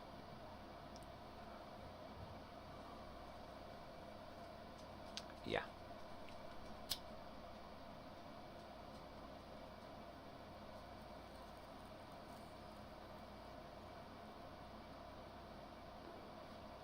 So there, I'm glad you stuck around for that, right? Jeez, what a way to close the show. I could hit that better. He hits like my grandma. Totally. All right. So, oh look, now there's people here. Hi, people. I'm just getting ready to go. Stop in and say something. Joey. Hi, Joey. If there's somebody here that wants to hang out and talk, say something, because I got to get going. I got to make some food. Got to make some breakfast. But we can talk Monday, all right? Because I'll have all next week to talk with y'all, okay? Okay, so thanks for hanging out. Joey and whoever else has come by this morning to hang out and chat. Appreciate it. I will talk to you this evening and Monday for sure, barring any unforeseen eventualities. Be ready for some color bar here. All right, people. Y'all take care. You know, let me fix this. Jeez, Louise, what are you thinking, dude? God, get it together, man. All right, people, take care. Spread peace and love. Be kind to each other. Go out and do something, you know, for yourself as well as for somebody else. All right. And most especially, stay weird. Love ya. Adios.